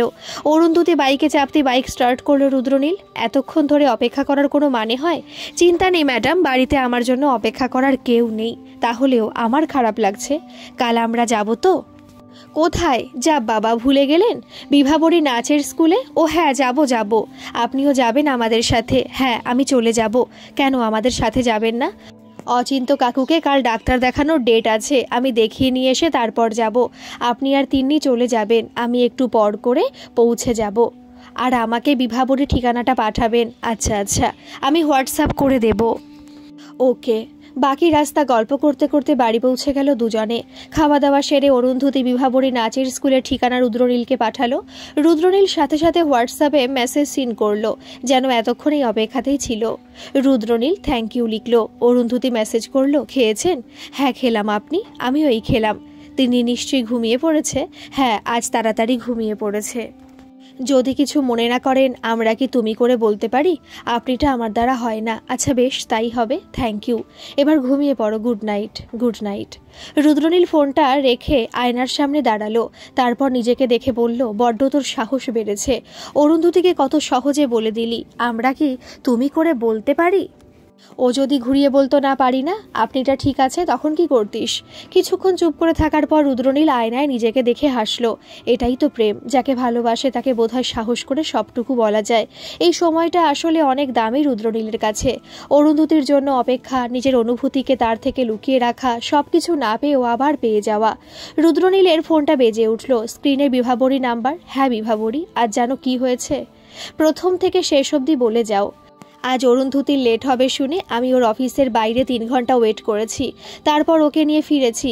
এই যে অপেক্ষা আমার জীবনের একটা সুন্দর মুহূর্ত ছিল। তার মানে ছেলেটা সত্যি সত্যি আমার বান্ধবীর প্রেমে হাবুডুবু খাচ্ছে। আমরা এবার আপনি ছেড়ে তুমি করে বলছি। আরে বাহ, কাল দেখা হবে তোমার সাথে। হ্যাঁ দেখা হবে। ছুটির দিনগুলোতে সকাল হয় একটু দেরি করে, তবে অরুন্ধতির জীবনে ছুটির দিনগুলোতে আরও ব্যস্ততা থাকে। সারা সপ্তাহের বাড়তি কাজ এই একদিনে করার চেষ্টা করে। শাশুড়িমা বারবার বলেন, তুই রোবট না, একটা মানুষ, ছুটির দিনগুলোতে একটু রেস্ট নে ভালো করে। অরুন্ধতি হেসে আবার নিজের কাজ করতে থাকে। সবকিছু যেন মানিয়ে নিয়েছে। ছোটবেলায় ঠাকুমা বলতেন, মেয়ে মানুষ জলের মতো, যে পাত্রে রাখা হবে সেই পাত্রেই আকার ধারণ করবে। অরুন্ধতিও এখন তাই, নিজের চাপা কষ্টকে কাউকে বুঝতে না দিয়ে সবকিছু মানিয়ে নিয়েছে। কলিং বেলের আওয়াজে দরজাটা খুলল অরুন্ধতি। সামনে দুটো ব্যাগ নিয়ে দাঁড়িয়ে আছে রুদ্রনীল। অরুন্ধতি অবাক হয়ে বলল, তোমার হাতে সব দিয়ে দিয়েছে নাকি? আমি তো যেতাম দোকানে। রুদ্রনীল বলল, সব বলছি, তবে একটু সাইড ছাড়ো, আমি ব্যাগগুলো ঘরের ভেতরে রেখে দিই। অরুন্ধতি বলল, ও সরি। ব্যাগগুলো নামিয়ে রুদ্রনীল বলল, আমিও দোকানে গিয়েছিলাম, ভাবলাম আসার সময় তোমার জিনিসগুলো নিয়ে আসি, তাতে যদি 1 কাপ চা পাওয়া যায়। অরুন্ধতি হাত মুছতে মুছতে বলল, চায়ের জন্য এত কষ্ট করার দরকার থাকেনি, তুমি এলেই চা পেয়ে যেতে। কথাটা বলেই হাসলো অরুন্ধতি। তারপর রুদ্রনীলকে বসতে বলে চা বানাতে গেল। চা বানিয়ে নিয়ে আসার পর দেখলো তিন্নিকে একটা পড়া বোঝাচ্ছে রুদ্রনীল। ওদের ডিস্টার্ব না করে ধীরে ধীরে চায়ের কাপটা নামিয়ে ইশারা করে দেখিয়ে দিল রুদ্রনীলকে। কি রে, আজ তো রুদ্রনীল আসবে বলেছিল। ও আসবে একটু পরে, কাজ আছে এখন।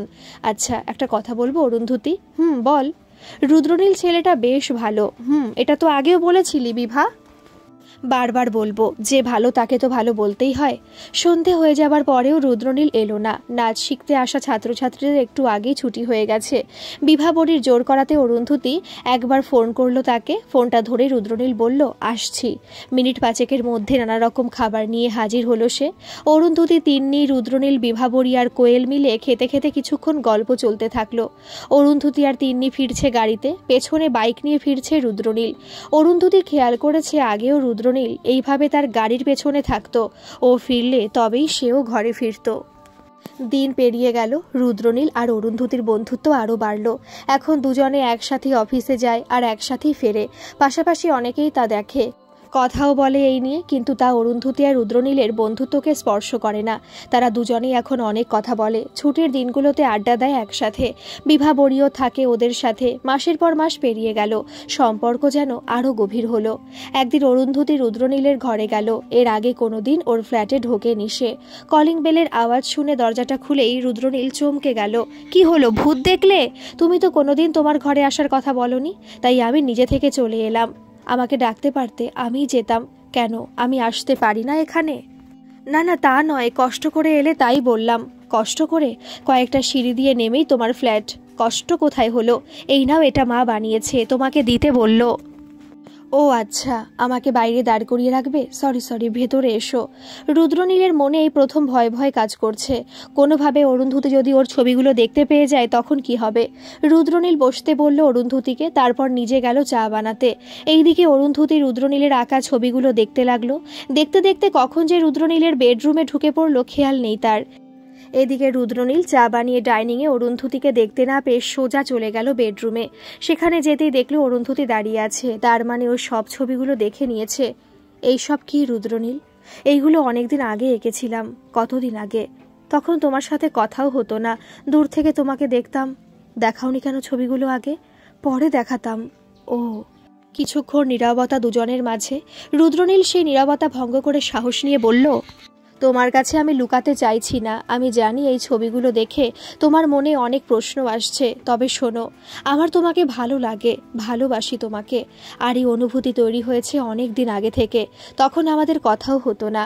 আমি তোমাকে ভীষণ শ্রদ্ধা করি। আমি কখনো নিজের অনুভূতির বিনিময়ে কিছুই চাইব না, শুধু বন্ধুত্বটা রেখো প্লিজ। অরুন্ধতী চুপ করে দাঁড়িয়ে আছে। রুদ্রনীল বারবার নিজের মনের কথাগুলো বলতে থাকলো। অরুন্ধতী শেষে বলল, আজকের পর থেকে আমাদের আর কথা না বলা ভালো, আমাদের কোনো বন্ধুত্ব আর নেই। বিভাবরী সবটা রুদ্রনীলের কাছে শোনার পর বলল, কি ভাবছো, কি করবে এখন? রুদ্রনীল বলল, অরুন্ধতী কথা বলতে বারণ করেছে। বিভাবরী বলল, তুমি কি ভেবেছিলে সবটা খুব সহজেই হয়ে যাবে? রুদ্রনীল অবাক হয়ে বিভাবরীর দিকে তাকালো। তারপর কিছুক্ষণ চুপ করে থাকার পর বলল, আমাকে তাড়িয়ে দিলেও যাচ্ছি নাকি আমি থেকে যাব। অরুন্ধতী না চাইলেও আমি থাকবো। বিভাবরী বলল, ভেবে নাও ভালো করে, পথটা এত সহজ নয়। রুদ্রনীল আনমনে বলল, আমি জানি পথটা এত সহজ নয়, তবে ভালোবাসার মধ্যে এত কিছু ভাবিনি, কোনোদিন ভাবতেও পারিনি অরুন্ধতীর সাথে আমার বন্ধুত্ব হবে, আমরা এত ভালো বন্ধু হতে পারবো। এই কয়েক মাস আমরা একসাথে অফিসে যেতাম আর আসতাম, আমার মনে হতো আমার দায়িত্ব। তিন্নির সাথে বন্ধুত্ব আমি অরুন্ধতীকে পাওয়ার জন্য করিনি, আমি তো তিন্নির সাথে বন্ধুত্ব করার পর অরুন্ধতীকে চিনেছিলাম। আমি শুধু ভালোবেসেছি অরুন্ধতীকে, কোনো রকম প্রত্যাশা রাখিনি। এই কয়েক মাস আমাদের বন্ধুত্ব এত ভালো গড়ে উঠেছিল, হঠাৎ করে আমার অনুভূতির কথা না জানালে বোধহয় ভালো হতো। আমার একটা ভুলের জন্য সব শেষ হয়ে গেল। বিভাবরী রুদ্রনীলের কথা শুনে বলল, এতদিন যে দরজা বন্ধ করা আছে তা খোলা এত সহজ নয়। অরুন্ধতী সুদর্শনকে হারিয়ে নিজের জন্য বাঁচতে ভুলে গেছে, তোমাকে বোঝাতে হবে নিজের জন্য বাঁচাটা কত জরুরি। আমি সব রকমভাবে তোমার সাথে আছি। রুদ্রনীল একটু ভরসা পেল বিভাবরীর কথা শুনে। আজ সারাদিন অরুন্ধতীর সাথে একবারও দেখা হয়নি রুদ্রনীলের। দুপুরে তিন্নির সাথে দেখা হয়েছিল, ভালোভাবেই কথা হলো। রুদ্রনীলের ভয় হলো অরুন্ধতী রাগ করে তিন্নির সাথেও যদি কথা বলতে বারণ করত তাহলে রুদ্রনীল ভীষণভাবে ভেঙে পড়ত। অরুন্ধতী কিছু কাজ করছিল ল্যাপটপে, ফোনটা বারবার বেজে যাচ্ছিল। স্ক্রিনে রুদ্রনীলের নাম ভেসে উঠছে। আরও কয়েকবার ফোন করলো রুদ্রনীল, ধরল না অরুন্ধতী। তিন্নি এসে বলল, মা, আজ রুদ্রনীল আঙ্কেল আমাকে আরও একটা সুন্দর আঁকা শিখিয়েছে। এখন তো আঙ্কেল ব্যস্ত থাকে, তাই যখনই সময় পায় আমাকে আঁকা শিখিয়ে দেয়। আমি একটা ছবি এঁকেছি, তুমি দেখবে? অরুন্ধতী বলল, কই দেখি। তিন্নি তার আঁকার খাতাটা নিয়ে এসে বলল, এই দেখো, এটা আমি, এটা তুমি, আর এটা রুদ্রনীল আঙ্কেল। এখানে আরও একজনকে আঁকবো, বিভাবরীকে। আমরা 4 জন বন্ধু তো। অরুন্ধতী বলল, ঠিক আছে মা, রাত হলো, এবার ঘুমিয়ে পড়ো। তিন্নি চলে গেল ঘুমোতে। অরুন্ধতী আবার তিন্নির আঁকার খাতাটা নিয়ে দেখলো, তারপর রেখে দিল। তিন্নি ওর বাবাকে কোনোদিন কাছে পায়নি। রুদ্রনীলের সাথে একটা ভালো সম্পর্ক গড়ে উঠেছে। রুদ্রনীলের সাথে অরুন্ধতীর মনোমালিন্য থাকলেও তিন্নির সাথে সম্পর্ক যেন ভালো থাকে। সকালে অফিস যাওয়ার সময় রুদ্রনীলের সাথে দেখা হলো অরুন্ধতীর, কিন্তু দেখেও না দেখার ভান করে এড়িয়ে গেল অরুন্ধতী। রুদ্রনীল পেছন থেকে ডাকলো, একসাথে গেলে খুব ক্ষতি হয়ে যাবে অরুন্ধতী, একা একা যাওয়াই ভালো আমাদের। তাছাড়া আমি বলেছি আমাদের আর কথা না বলা ভালো। আমি কি তোমার কাছে কোনো অধিকার দাবি করেছিলাম? আমি তো শুধু মনের কথাগুলো জানিয়েছিলাম, তুমি তো যথেষ্ট বুঝতে পারো। একটা কথা আমায় বলো, কাউকে ভালোবাসা অপরাধ? আমি এত সব কিছু জানি না রুদ্রনীল, তুমি এইভাবে এড়িয়ে যেতে পারো না আমায়। আমি তো তোমার কাছে কিছুই চাইনি, শুধুমাত্র বন্ধুত্বটুকু ছাড়া। আমার দেরি হয়ে যাচ্ছে, আমি আসছি। অরুন্ধতী গাড়িতে চেপে গেল। কিছুটা পথ গিয়ে খেয়াল করলো পেছনে রুদ্রনীল বাইক নিয়ে আসছে। সারাদিনে একবার হলেও রুদ্রনীল অরুন্ধতীকে ফোন করত, অরুন্ধতী ফোন রিসিভ করতো না। অফিসে যাওয়ার সময় রোজ অরুন্ধতীর গাড়ির পেছনে রুদ্রনীল বাইক নিয়ে যেত। ফেরার সময় রুদ্রনীল অপেক্ষা করত, কিন্তু অরুন্ধতী গাড়িতে চেপে বাড়ি চলে আসতো। রুদ্রনীলও গাড়ির পেছনে বাইক চালিয়ে নিয়ে আসতো। এইভাবেই দিন পার হচ্ছিল। সোমাশ্রীর এখন 9 মাস চলছে, আর কদিন পর বেবি হবে। ঠিক সেই সময় অফিসের কিছু কাজের জন্য ঋষভকে বাইরে যেতে হবে 2 দিনের জন্য। এই মুহূর্তে আমার যাওয়া একদম সম্ভব নয় অরুন্ধতী ম্যাম। আমি বুঝতে পারছি ঋষভ, কিন্তু এইবার আপনাকে যেতেই হবে। কি করব বুঝতে পারছি না। বাড়িতে মা নেই, 2 দিনের মধ্যেই চলে আসবে। সোমাশ্রীকে একা বাড়িতে রেখে যাওয়া সম্ভব নয়। এক কাজ করা যেতে পারে, সোমাশ্রী যদি আমার কাছে থাকে তাহলে কেমন হয়? হ্যাঁ, এতে কোনো সমস্যা আমার নেই, কিন্তু আপনার হতে পারে। একদমই না, সোমাশ্রী আমাকে খুব ভালো করে চেনে। ও আমার ছোট বোনের মতো। আমার কাছে 2 দিন থাকবে, দরকার হলে 2 দিন ছুটি নিয়ে আমি ওর দেখাশোনা করব।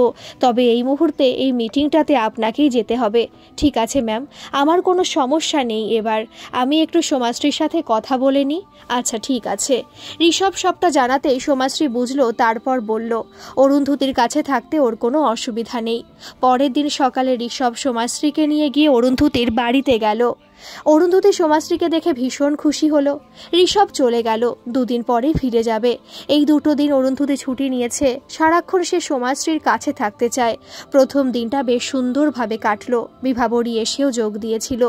রুদ্রনীলের সাথে আর একদমই কথা হচ্ছিল না অরুন্ধতীর।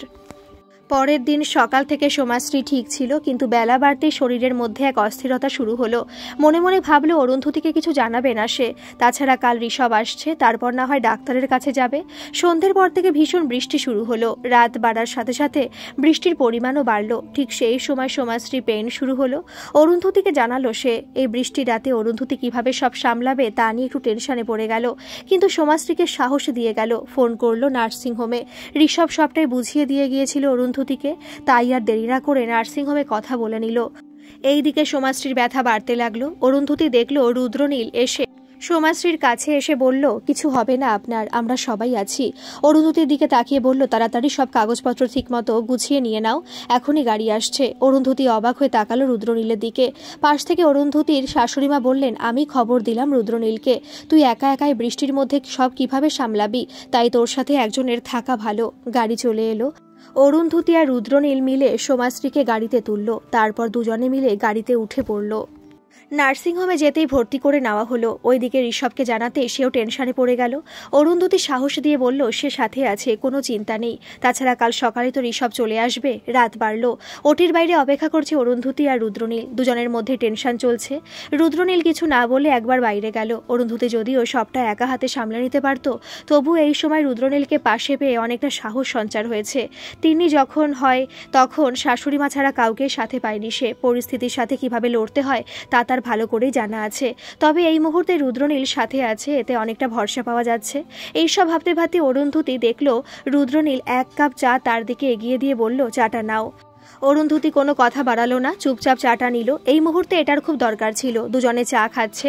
রুদ্রনীল মনে মনে ভাবলো, কবে থেকে ইচ্ছে ছিল দুজনে মিলে বাইরে কোথাও চা খাবে, কিন্তু সেটা যে নার্সিংহোমে বসে খেতে হবে সেটা একবারও ভাবেনি সে। ঋষভ বারবার ফোন করে খবর নিচ্ছে। আরও কিছুক্ষণ সময় পার হলো। একজন নার্স এসে জানালেন মেয়ে হয়েছে, সোমাশ্রী আর তার সন্তান ভালো আছে। কিছুক্ষণ পর তাদের বেডে দেওয়া হবে, একটু পরে মেয়েকে তারা দেখতে পাবে। ঋষভকে ফোনে অরুন্ধতি এই খুশির খবরটা জানাতে ঋষভ আনন্দে কেঁদে ফেলল। কিছুক্ষণ পর নার্স এসে বললেন, বাচ্চাটাকে নিন। অরুন্ধতি রুদ্রনীলকে বলল, তুমি আগে নাও। রুদ্রনীল বলল, না না, তুমি আগে নাও, তারপর আমি নিচ্ছি। অরুন্ধতি প্রথমে কোলে নিল। আনন্দে তার চোখ দিয়ে জল ঝরছে। খুব টেনশনে ছিল সে। রুদ্রনীল নার্সকে বলল, পেশেন্ট কেমন আছে, একবার তার সাথে দেখা করা যাবে? নার্স বললেন, একটু পরে দেখা করতে দেওয়া যাবে, পেশেন্ট ভালো আছে। অরুন্ধতি এবার রুদ্রনীলের কাছে গিয়ে বলল, নাও তুমি এবার। রুদ্রনীল বলল, আমি পারবো, এত ছোট বাচ্চাকে কোনোদিন কোলে নিইনি। অরুন্ধতি দেখিয়ে দিল কিভাবে নিতে হয়। রুদ্রনীল সেই মতো কোলে নিল। বাচ্চাটার দিকে তাকিয়ে সে কেঁদে ফেলল। তারপর বলল, আশীর্বাদ কিভাবে করে আমি জানি না মা, তবে মন থেকে বলছি তুমি বেঁচে থাকো, অনেক বড় হও, মানুষ হও। রুদ্রনীলের চোখে জল দেখে অরুন্ধতির মনটা কেমন যেন হয়ে গেল। কিছুক্ষণ পর সোমাশ্রীর সাথে দেখা করতে দেওয়া হলো। সোমাশ্রী ধীরে ধীরে বলল, তোমরা না থাকলে কি যে হতো। রুদ্রনীল থামিয়ে বলল, একদম কথা বলবেন না এখন, চুপটি করে থাকুন। আমরা দুজনে সারা রাত আপনার সাথে থাকবো, আপনি নিশ্চিন্তে থাকুন। অরুন্ধতি বেশ ভালো লাগছে। রুদ্রনীল সাথে থাকায় সবকিছু যেন সহজ হয়ে গেল। ঋষভকে ভিডিও কল করে দেখানো হলো। এবার শুধু সকালের জন্য অপেক্ষা। সোমাশ্রী অনেকক্ষণ জেগে থাকার পর ঘুমিয়ে পড়েছে। ধকল গেছে তার উপর অনেকটাই। ঘুম নেই অরুন্ধতি আর রুদ্রনীলের। বাচ্চাটির মুখ দেখার পর থেকে তাদের এই ছোটাছুটির ক্লান্তি দূর হয়ে গেছে, বরং আগের চেয়ে অনেকটা এনার্জি পেয়েছে। তুমি বাড়ি চলে যেতে পারতে রুদ্রনীল, আমি তো আছি। আমি থাকলে কোনো সমস্যা হওয়ার কথা নয়। তাছাড়া সোমাশ্রীকে কথা দিয়েছিলাম আমি থাকবো, সে ঠিক আছে, তবে এখানে তো নির্ঘুম কাটাতে হবে, তাই বলছিলাম। এত আমাকে নিয়ে না ভাবলেও হবে। অরুন্ধতি চুপ করে গেল। রুদ্রনীলের মনে অভিমান জমা হয়েছে, যেটা খুবই স্বাভাবিক। কিছুক্ষণ পর অরুন্ধতি আবার বলল, রাগ করে আছো আমার উপর? না তো, তাহলে ঠিক করে কথা বলছো না কেন? তুমি তো চাও না। সেদিন ওইভাবে বলাটা আমার উচিত হয়নি। আমি তো কোনো কিছুই চাইনি তোমার থেকে, শুধু বন্ধু তো চেয়েছিলাম। আমরা বন্ধু আছি, নেই আমরা আর বন্ধু, তুমি নিজের সব ভেঙে দিয়েছো। অরুন্ধতি বুঝতে পারছে রুদ্রনীলের কতটা রাগ হয়েছে। আরও একটু রাগানোর জন্য বলল, একটা কথা তুমি জানো কি? আমি তোমার থেকে 2 বছরের বড়, দিদি বলতে পারবো না। অরুন্ধতি হেসে বলল, তাহলে বন্ধু তো থাক। কি ভালো করে বলো। তোমাকে বিশ্বাস নেই, যখন তখন ছেড়ে পালিয়ে যাবে। যাব না, আমরা চিরকাল বন্ধু থাকবো। সত্যি তো? হ্যাঁ, একদম সত্যি। একটা কথা জিজ্ঞেস করব? কি? তখন বেবিকে দেখে কাঁদছিলে কেন? জানি না, মায়ের কথা মনে পড়ছিল। অনেক ছোটবেলায় মাকে হারিয়েছি। আমার মা যেদিন আমায় জন্ম দিয়েছিল সেদিন সোমাশ্রীর মতো ভীষণ খুশি হয়েছিল বোধহয়। নারীরা কত কষ্ট করে সন্তানের জন্ম দেয়, এই সব ভাবছিলাম তখন, তাই চোখ দিয়ে জল এসেছিল। বুঝলাম, এখন একটু চোখটা বন্ধ রাখো, আমি তো জেগেই আছি, আমার ঘুম আসবেই না। আর একবার বেবিটাকে দেখবো, চলো। এই না, এখন দেখতে আর দেবে না। আরে চলো না, আমি ঠিক ম্যানেজ করে নেব। কথাটা বলে অরুন্ধতির হাতটা ধরে রুদ্রনীল নার্সের কাছে গেল। বারবার অনুরোধ করার পর নার্স একবার দেখার অনুমতি দিলেন। অরুন্ধতি আবার কোলে নিল। রুদ্রনীল বেবিটার পাগুলো হাত দিয়ে দেখছিল। এই অনুভূতিটা একদম আলাদা। কত নরম বেবিটা, মাতৃগর্ভ থেকে বেরিয়ে এসেছে এই পৃথিবীতে। ধীরে ধীরেও বড় হবে, হাঁটবে, ছুটবে, হাসবে, কথা বলবে। বেবিকে রেখে আবার দুজনে এসে বসলো। সারা রাত গল্প করতে করতে কেটে গেল। সকালের দিকে ঋষভ চলে এসেছে। আগেই সোমাশ্রীর সাথে দেখা করতে চাইলো। সোমাশ্রীকে দেখে তারপর মেয়েকে কোলে নিল। সেই মুহূর্তটা রুদ্রনীল ফোনে তুলে রাখলো। কিছুক্ষণ পরে ঋষভের মাও এলেন। অরুন্ধতি আর রুদ্রনীলকে অনেক ধন্যবাদ জানালেন তিনি। ঋষভও জানালো। নার্সিংহোম থেকে বেরিয়ে রুদ্রনীল আর অরুন্ধতি গাড়ি করে বাড়ি ফিরছে। আজ কি প্ল্যান অরুন্ধতি? আপাতত বাড়ি গিয়ে একটু ঘুমোবো। কাল থেকে তোমার অনেক চাপ গেছে। আমার একার নাকি, তোমারও তো? ও কিছুই না। আচ্ছা, একটা কথা জিজ্ঞাসা করব? বলো। তিন্নি যখন হয় সেই জার্নিটা অনেক কঠিন ছিল তোমার কাছে, তাই না? তা ছিল, তবে শাশুড়ি মা সাথে থাকায় সবটা সহজ হয়েছিল। উনি খুব ভালো মানুষ। মাঝে মধ্যে আমাকে নানা রকম রেসিপি বানিয়ে তিন্নির হাতে দিয়ে পাঠান। তাই নাকি? হ্যাঁ, উনি সবার কথা ভাবেন। তুমিও তো সবার কথা ভাবো। এমনই থেকো সব সময়। হ্যাঁ, তুমিও এমনই থেকো, বদলে যেও না। অরুন্ধতি জানে শেষের কথাটা কেন বলল রুদ্রনীল, তাই মনে মনে হাসলো। তারপর খেয়াল হলো রাতারাতি কেমন যেন বদলে গেছে সে। রুদ্রনীল ছেলেটা খারাপ নয়। সেদিন যখন তার মনের অনুভূতির কথা জানিয়েছিল তখন অরুন্ধতি একটু ঘাবড়ে গিয়েছিল, কিন্তু সেটার কারণ কি? তাহলে কি অরুন্ধতি নিজের মনের দরজা জোর করে বন্ধ রেখেছে? বাড়ির কাছে এসে গাড়ি থামলো। দুজনেই নামলো। অরুন্ধতির শাশুড়ি মার তিন্নি আগে থেকেই অপেক্ষা করছিল। দুজনকে দেখেই সোমাশ্রী আর বেবির ব্যাপারে জানতে চাইল। অরুন্ধতির শাশুড়িমা বললেন রুদ্রনীলকে তিনি খাবার বানিয়ে রেখেছেন, তাই খেয়ে নিয়ে যেন রেস্ট নেয় রুদ্রনীল। দিনটা ভালোভাবেই পার হলো। বাড়ি ফিরে রুদ্রনীল আগে বিভাবরীকে ফোন করে সবটা জানালো। বিভাবরী শুনে ভীষণ খুশি হলো। তারপর রুদ্রনীলকে বলল, বন্ধুত্বটা গাঢ় হোক আগে, ধীরে ধীরে অরুন্ধতির মনে দরজা ঠিক খুলবে। রুদ্রনীল বলল, আমি অপেক্ষা করব, আপাতত আর হারাতে দেব না ওকে। বিভাবরী বলল, মেয়েটা অনেক খারাপ পরিস্থিতির সাথে একাই লড়াই করেছে, ওর হাতটা তুমি ছেড়ো না। রুদ্রনীল বলল, তুমি ভেবো না বিভাবরী, আমি আছি তো। রাত্রি 8টার দিকে রুদ্রনীলের ফোনে অরুন্ধতি ফোন করলো। রুদ্রনীল ফোনের স্ক্রিনে নামটা দেখে খুব খুশি হলো। হ্যাঁ বলো অরুন্ধতি, শরীর ঠিক আছে? ভালোই আছে। তুমি ঠিক আছো? হ্যাঁ, এইমাত্র ঋষা ফোন করেছিল, ও রাতে থাকবে সোমাশ্রীর কাছে। ভিডিও কল করে বেবিকে আরও একবার দেখালো। চলো আমরাও যাব। পাগল নাকি? পাগলের কি হলো? নিজে তো বেবিকে দেখে নিলে, আমি তো দেখলাম না। একবার চলো, দেখেই চলে আসবো। আমি বাইক বের করছি। রুদ্রনীল, রাত্রি 8টা এখন, এই সময় যাওয়া উচিত নয়। তাতে কি হয়েছে? নার্সিংহোমে আমাদের পেশেন্ট রয়েছে। প্লিজ অরুন্ধতি, না বলো না। আমার একা যেতে কেমন লাগছে। সেভাবে ঋষভের সাথে আমার পরিচয় নেই, নয়তো আমি একাই চলে যেতাম। বেবিকে দেখবো আর চলে আসবো। আমার কেন মনে হচ্ছে রুদ্রনীল তুমি ওই নার্সের প্রেমে পড়েছো, তাই বেবিকে দেখার বাহানায় বারবার যেতে চাইছো। ও ধরে ফেলেছো তাহলে? কত বুদ্ধি তোমার। তাহলে চলো তাড়াতাড়ি রেডি হয়ে নাও। আচ্ছা নাছোড় বান্দা তো তুমি, হঠাৎ করে যাওয়াটা কি ঠিক হবে এখন? কেন হবে না? আমরা তো ঋষভের জন্য খাবার নিয়ে যাব, সারা রাত ওখানে থাকবো। কিছু খাবার নিয়ে গেলে খুশি হবে ঋষভ। তারপর বেবিকে দেখবো আর চলে আসবো। উফ, কি বুদ্ধি তোমার। ঠিক আছে, 5 মিনিটের মধ্যে নিচে আমি নামছি। ওকে ম্যাডাম, আমি বাইক বের করছি। বাইক ছুটে চলেছে আবার সে আগের মতো দুজনে। অনেকদিন পর অরুন্ধতি রুদ্রনীলের বাইকে চেপেছে। এই খুশিটা রুদ্রনীলের মনে আলাদা আবেগ। তবে এই মুহূর্তে বেবিটাকে দেখার খুব ইচ্ছে হচ্ছিল। কেন যেন মনে হয় রুদ্রনীলের বেবিটা আসতেই সব ঠিক হয়ে গেছে। বাচ্চারা ঈশ্বরের রূপ হয়ে আসে, কথাটা অনেকবার শুনেছে সে। ঋষভ ওদের দুজনকে দেখে বেশ খুশি হলো। সোমাশ্রীর সাথে অরুন্ধতি আর রুদ্রনীল আগে দেখা করলো। সোমাশ্রী আগের চেয়ে ভালো আছে, খুব তাড়াতাড়ি বাড়ি ফিরতে পারবে। তারপর তারা বেবির সাথেও দেখা করলো। অরুন্ধতি খেয়াল করলো রুদ্রনীল বেবিটাকে দেখলেই কেমন যেন হয়ে যায়। মনে হয় যেন তার শৈশব ফিরে পায়। বাচ্চা বড্ড মায়ার জিনিস। কিছুদিন আগে রুদ্রনীল ওদের চিনত না। হঠাৎ করে একটা রাতে কেমন যেন সব বদলে গেল। দুজনেই বাড়ি ফিরছে এবার। রুদ্রনীল বলল, ফুচকা খাবে? না বললে শুনবে।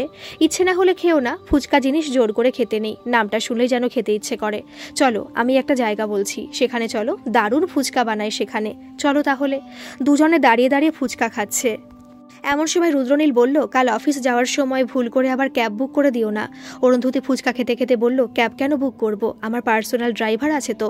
রুদ্রনীল মনে মনে হাসলো কথাটা শুনে। তারপর বলল, মনে থাকে যেন কথাটা। বাড়ি ফিরে গেছে দুজনে। কাল থেকে আবার সেই যান্ত্রিক জীবন, তবে সেটাও এখন ভালো লাগছে অরুন্ধতির। আয়নার সামনে গিয়ে নিজেকে কিছুক্ষণ দেখছিল। তারপর বিভাবরীর কথাটা মনে পড়ে গেল। বিভাবরী একবার বলেছিল নিজেকে আয়নায় একবার ভালো করে দেখতে। আয়নার সামনে নিজেকে দেখতে দেখতে অরুন্ধতি খেয়াল করলো নিজেকে কেমন যেন অন্য রকম লাগছে। আগের চেয়ে মুখের হাসি কেমন বদলে গেছে। এই হাসিতে কোনো ভেজাল নেই। অরুন্ধতী এখন মন খুলে হাসে। পৃথিবীতে সব মানুষেরই ভালোভাবে বাঁচার অধিকার আছে, তাই না? সোমাশ্রী মেয়ে নিয়ে বাড়ি ফিরে গেছে। ঋষভ কাজের মধ্যেও সময় বের করে মেয়ের দেখাশোনা করছে।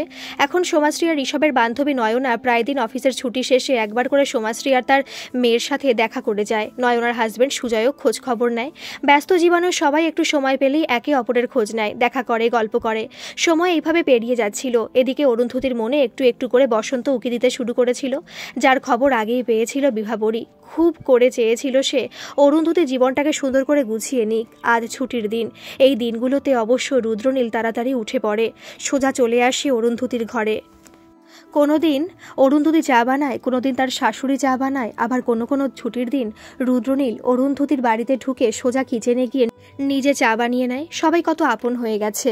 মাঝে মধ্যে সময় পেলে অফিসের কাজে একটু বিরতি নিয়ে রুদ্রনীল ছুটে যায় তিন্নিকে স্কুল থেকে আনতে। বাবারই অভাবটা অনেকটা পূর্ণ হয়েছে তিন্নির মনে। তিন্নির চোখের সামনে একটা জগৎ তৈরি হয়ে উঠছিল।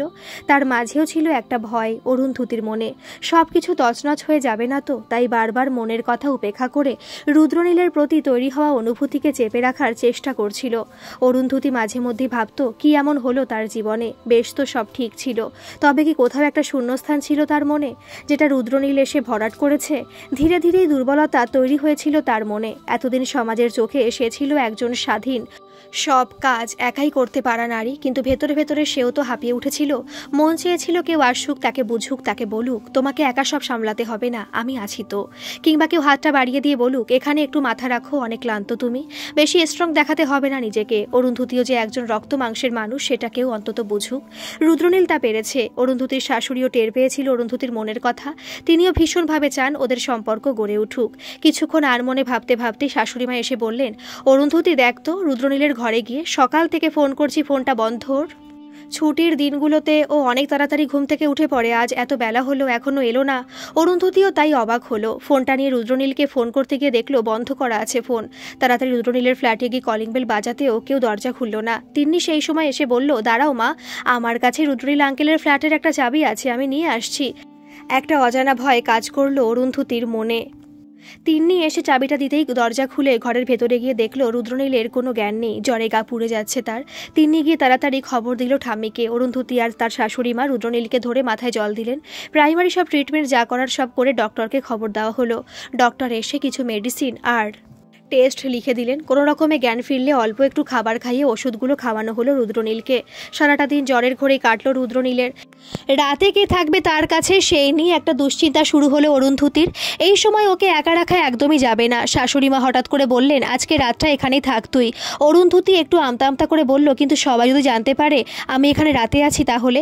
অরুন্ধতীর শাশুড়িমা বললেন, তোর এই সময় এই ভাবনা মাথায় এলো কি করে? একজন অসুস্থ যে তোর মেয়ের ছায়া হয়ে থাকে, বাড়ির একজন সদস্য হয়ে উঠেছে, তার এই পরিস্থিতিতে আমরা থাকবো না তো কে থাকবে? তোকে এই সমাজের কথা ভাবতে হবে না। কেউ কোনো প্রশ্ন করলে উত্তর আমি দেব। অরুন্ধতী জানে তার শাশুড়িমা রুদ্রনীলকে অনেক ভালোবাসে, তাই আর কোনো কথা বাড়ালো না সে। রাত বাড়লো। কিছুক্ষণ পর পর রুদ্রনীলের কপাল ছুঁয়ে দেখছে অরুন্ধতী জ্বরটা বাড়ছে কিনা। নিজের কিছু কাজ করতে করতে রুদ্রনীলের পাশে বসে চোখটা একটু লেগে গিয়েছিল। হঠাৎ বিড়বিড় আওয়াজে ঘুম ভেঙে গেল তার। রুদ্রনীলের জ্বরের ঘোরে প্রলাপ বকছে, আমাকে ছেড়ে যেও না অরুন্ধতী, মা অনেক দূরে চলে গেছে আমাকে ছেড়ে, তিন্নি বড় হচ্ছে, আমার অনেক দায়িত্ব, আমি কখনো তোমাকে হারাতে দেব না অরুন্ধতী। রুদ্রনীলের কপালে হাতটা দিতে চমকে উঠল অরুন্ধতী। জ্বরটা আবার বেড়েছে। তাড়াতাড়ি মাথায় জলপট্টি দেওয়া শুরু করলো। তার আগে কোনো রকমে ওষুধটা খাইয়ে দিল জ্বরের ঘরে নানা রকম প্রলাপ বকতে থাকলো রুদ্রনীল। মাঝে মধ্যে অরুন্ধতী রুদ্রনীলের হাতটা ধরে বোঝাতে চাইলো সে কোথাও যাবে না তাকে ছেড়ে। প্রায় অনেকটা সময় পর রুদ্রনীলের জ্বরটা ছাড়লো, তবু অরুন্ধতীর চোখে আর ঘুম এলো না। সেদিন ঘুম থেকে উঠে দেখেছিল সুদর্শন মৃত। আজ আর ঘুম আসবে না চোখে। একটা আতঙ্কের মধ্যে আছে সে। রুদ্রনীলও যদি তাকে ছেড়ে চলে যায়, এই সব ভাবনা মাথায় এলে তার বুক কেঁপে উঠছে। সারাটা রাত আজ সে জেগে থাকবে। রুদ্রনীল ঘুমোচ্ছে। কয়েকবার মাথায় হাত দিতে গিয়ে সরে এসেছে অরুন্ধতী, অথচ কিছুক্ষণ আগেই সে জলপট্টি দিয়েছে তার মাথায়। আবারও সাহস করে হাতটা নিয়ে গেল রুদ্রনীলের কপালের কাছে। তারপর ধীরে ধীরে রুদ্রনীলের মাথায় সে হাত বুলিয়ে দিল। রুদ্রনীল পরম যত্নে আরও গভীর ঘুমে আচ্ছন্ন হয়ে পড়ল। কিছুক্ষণ পর অরুন্ধতী খেয়াল করল সেদিনের পর থেকে রুদ্রনীল তার ছবিগুলো দেওয়াল থেকে সরিয়ে ফেলেছে। তবু অরুন্ধতী বাকি রুমের দেওয়ালগুলো দেখে এলো, কোনো দেওয়ালে আর তার কোনো ছবি নেই। হয়তো সেদিন অরুন্ধতী ওইভাবে বলার জন্যই রুদ্রনীল তার সব ছবি সরিয়ে দিয়েছে। কোনটা ঠিক কোনটা ভুল সব ভুলে গিয়ে অরুন্ধতী তার ছবিগুলো খুঁজতে লাগলো। তার মন বলছে রুদ্রনীল তার ছবিগুলো কোথাও যত্ন করে রেখে দিয়েছে। অরুন্ধতী খুঁজতে খুঁজতে রুদ্রনীল আঁকার ঘরে গিয়ে সব ছবির মধ্যে তার ছবিগুলো পেল। ছবিগুলো ভালো করে খুঁটিয়ে দেখতে দেখতে অরুন্ধতীর মনে হলো সে কি সত্যি এত সুন্দর। নিজের গালে কপালে ছুঁয়ে দেখলো রুদ্রনীল এত সুন্দর তাকে মনে করে। ছবিগুলো দেখতে দেখতে তার চোখ গেল টেবিলে রাখা ডায়েরিটার উপর। ডায়েরিটা হাতে নিয়ে মেঝের মধ্যে বসে পড়লো অরুন্ধতী। একে একে প্রতিটি পাতা পড়তে শুরু করলো। কখন যে তার দুই চোখ দিয়ে জলের ধারা বইতে শুরু করলো বুঝতেই পারলো না। প্রতিটি পাতায় লেখা আছে অরুন্ধতীর কথা, রুদ্রনীলের মনের সব অনুভূতির কথা। অরুন্ধতী মনে মনে ভাবলো কেউ তাকে এতটা ভালোবাসতে পারে, তাও কোনো বিনা স্বার্থে। ডায়েরিটা বারবার পড়তে পড়তেই রাত কেটে গেল। অরুন্ধতী আর ভয় পায় না, সে এবার সবকিছু গ্রহণ করতে পিছু হটবে না। ছবিগুলো ডায়েরিটা যেখানে ছিল সেখানে ভালো করে রেখে দিল। তারপর গেল রুদ্রনীলের রুমে। আবারও তার কপালে হাতটা দিয়ে দেখলো জ্বর আছে কিনা। অরুন্ধতী স্পর্শ পেয়ে এবার চোখ খুলল রুদ্রনীল। দুর্বল শরীর নিয়ে উঠে বসার চেষ্টা করলো সে। অরুন্ধতী সাহায্য করলো। তারপর রুদ্রনীল বলল, আমার জন্য তোমাকে এত কষ্ট করতে হলো, আসলে হঠাৎ জ্বরটা হবে ভাবতে পারিনি। অরুন্ধতী বলল, কষ্টের তো কিছু নেই, আমি তো সারা রাত ঘুমিয়েছি। রুদ্রনীল ধীরে ধীরে বলল, ও আচ্ছা। সেই সময় অরুন্ধতীর শাশুড়ি মা এলেন। তিনি এসে অরুন্ধতীকে রেস্ট নিতে বললেন। তিনি থাকলেন রুদ্রনীলের কাছে। কি রে অরুন্ধতী, কি ভাবছিস? কিছু ভাবছি না তো বিভা। আমার কাছে লুকাচ্ছিস? কি লুকোবো তোর কাছে? বলছি, তার আগে বল রুদ্রনীল কেমন আছে? আগের চেয়ে অনেকটা ভালো, একটু দুর্বল। অফিস থেকে ছুটি নিয়েছি, মা তার খাবারের দায়িত্ব নিয়েছে, নানা রকম খাবার বানিয়ে তাকে খাওয়াচ্ছে। আন্টি রুদ্রনীলকে ভীষণ পছন্দ করে। হ্যাঁ, তা ঠিকই বলেছিস। তুই করিস না অরুন্ধতী, এইসব কি বলছিস? নিজেকে আয়নায় দেখেছিস? কি দেখব? তোর মনে আবার বসন্ত এসেছে, তুই ভালোবেসে ফেলেছিস রুদ্রনীলকে। চুপ কেন, বল কিছু। তোর থেকে আর কি লুকোবো আমি? তুই তো আমার মনের আয়না বিভা। তাহলে কেন জোর করে মনের দরজা বন্ধ করে রেখেছিস? বলে দে তোর মনের কথা রুদ্রনীলকে। ভয় হয় যদি সব হারিয়ে যায়। কিচ্ছু হারাবে না। রুদ্রনীলের চোখের দিকে তাকিয়ে তুই এবার সব ভুলে ওর মধ্যে হারিয়ে যা। আন্টি ওকে পেয়ে নিজের ছেলের মতো যত্ন নিচ্ছে। তিন্নির মনে তার বাবার যে শূন্যস্থান ছিল তা ভরাট হয়েছে। এবার তোকে এগিয়ে আসতে হবে অরুন্ধতী, এবার তোর পালা। কিন্তু আমি কি করব বিভা? মন যা বলছে তাই শোন। কিছুক্ষণ পর রুদ্রনীল এলো। বিভাবরী বলল, চলে এসেছো হিরো? বাইকটা এখানেই আজ রেখে দাও, দুজনে মিলে কিছুটা পথ হেঁটে হেঁটে বাড়ি ফিরে যাও। রুদ্রনীল কিছুটা অবাক হলেও মনে মনে খুশি হলো। বাইক হলে তাড়াতাড়ি বাড়ি ফিরতে হবে। হেঁটে হেঁটে গেলে বেশ অনেকটা সময় পাওয়া যাবে অরুন্ধতীর সাথে। কিছুক্ষণ সেখানে থেকে অরুন্ধতী আর রুদ্রনীল বেরিয়ে গেল। বিভাবরী দেখল দুটো ছায়া ধীরে ধীরে এক হচ্ছে। মনে মনে সে প্রার্থনা করলো ওরা যেন এক হয়। হেঁটে যেতে অসুবিধা নেই তো অরুন্ধতী? না না, কোনো অসুবিধা নেই। তিন্নিকে কিছু অঙ্ক দিয়ে এসেছি, বাড়ি ফিরলে সেগুলো একটু চেক করে নেব। বেশ, কিছু তুমি বলো, আমিও তো বকে যাচ্ছি। ভালো লাগছে। কি? এইভাবে চুপচাপ হাঁটতে। আচ্ছা বেশ, আমি আর কথা বলবো না। না না, তুমি বলো, আমি শুনছি। সেদিন জ্বরের সময় তুমি সাথে না থাকলে আমার যে কি হতো। তুমি সেদিন বারবার বলছিলে তোমাকে ছেড়ে না যেতে। কখন? আমি তো জ্বরের ঘরে ছিলাম। তুমি এইসব কথা কিছু মনে করো না প্লিজ। আর তোমার ডায়েরি, তুমি আমার ডায়েরিটা পড়েছো? হ্যাঁ, সবটা পড়েছি। কি হলো, দাঁড়িয়ে গেলে যে? হাঁটবে না? তুমি আমাকে ভুল বুঝো না প্লিজ। আমার সাথে কথা বন্ধ করে দিও না। দাঁড়িয়ে গেলে চলবে? আমাদের অনেকটা হাঁটতে হবে। তুমি রেগে আছো অরুন্ধতী? না, সত্যি বলছো? আমার হারিয়ে যেতে ইচ্ছে করছে। মানে? ধরো তোমার জ্বরে জলপটি হয়ে তোমার কপালে থাকতে চাই। তুমি আর আমি বাড়ি ফিরলে তিনির অপেক্ষার অবসান হবে। মায়ের মাঝে মধ্যে হাঁটুর ব্যথা বাড়ে, তখন যদি আমরা তার লাঠি হই। তুমি সত্যি বলছো অরুন্ধতী? সব বাধা সরিয়ে আমি এগিয়ে এসেছি রুদ্রনীল। হাতটা ধরবো একবার? ধরো। তুমি চাইলেও আমি এ হাত আর ছাড়বো না। আমি চাই এইভাবে হাত ধরে বাকি পথ তোমার সাথে হাঁটবো। চলো, বাড়ি চলো, মা আর তিন্নি অপেক্ষা করছে। আপনারা অনেকেই হয়তো লেখিকা মৌসুমী হাজরার বিভাবরী গল্পটি পড়েছেন, যেটা আমি কয়েকদিন আগেই পাঠ করেছিলাম। এই গল্পটা নতুন একটা গল্প অবশ্যই, কিন্তু এর আগে এই যে কোয়েল কোথা থেকে আসলো, বিভাবরীর সাথে অরুন্ধতীর কি হয়েছিল, কেন তারা আলাদা ছিল, কি মিসআন্ডারস্ট্যান্ডিং হয়েছিল তাদের মধ্যে, এটা কিন্তু বিভাবরী গল্পেই রয়েছে। যারা এখনও বিভাবরী গল্পটি শোনেননি তারা কিন্তু আমার চ্যানেলের ভিডিওতে গিয়ে শুনে নিতে পারেন সেই গল্পটি। আশা করি আপনারা বুঝবেন যে বিভাবরী কোথা থেকে উঠে এসেছে, কি করে সুদর্শন মারা গেল, সেখানে বিভাবরী কিভাবে জড়িয়ে পড়লো, এরকম অনেক কিছুই রয়েছে। তাই আপনারা কিন্তু সেই গল্পটি শুনে নিতে পারেন। আর হ্যাঁ, এই গল্পটি ভালো লাগলে অবশ্যই একটা সাবস্ক্রাইব করে আমার পাশে থাকবেন। কেমন লাগলো কমেন্টে জানাবেন। ধন্যবাদ।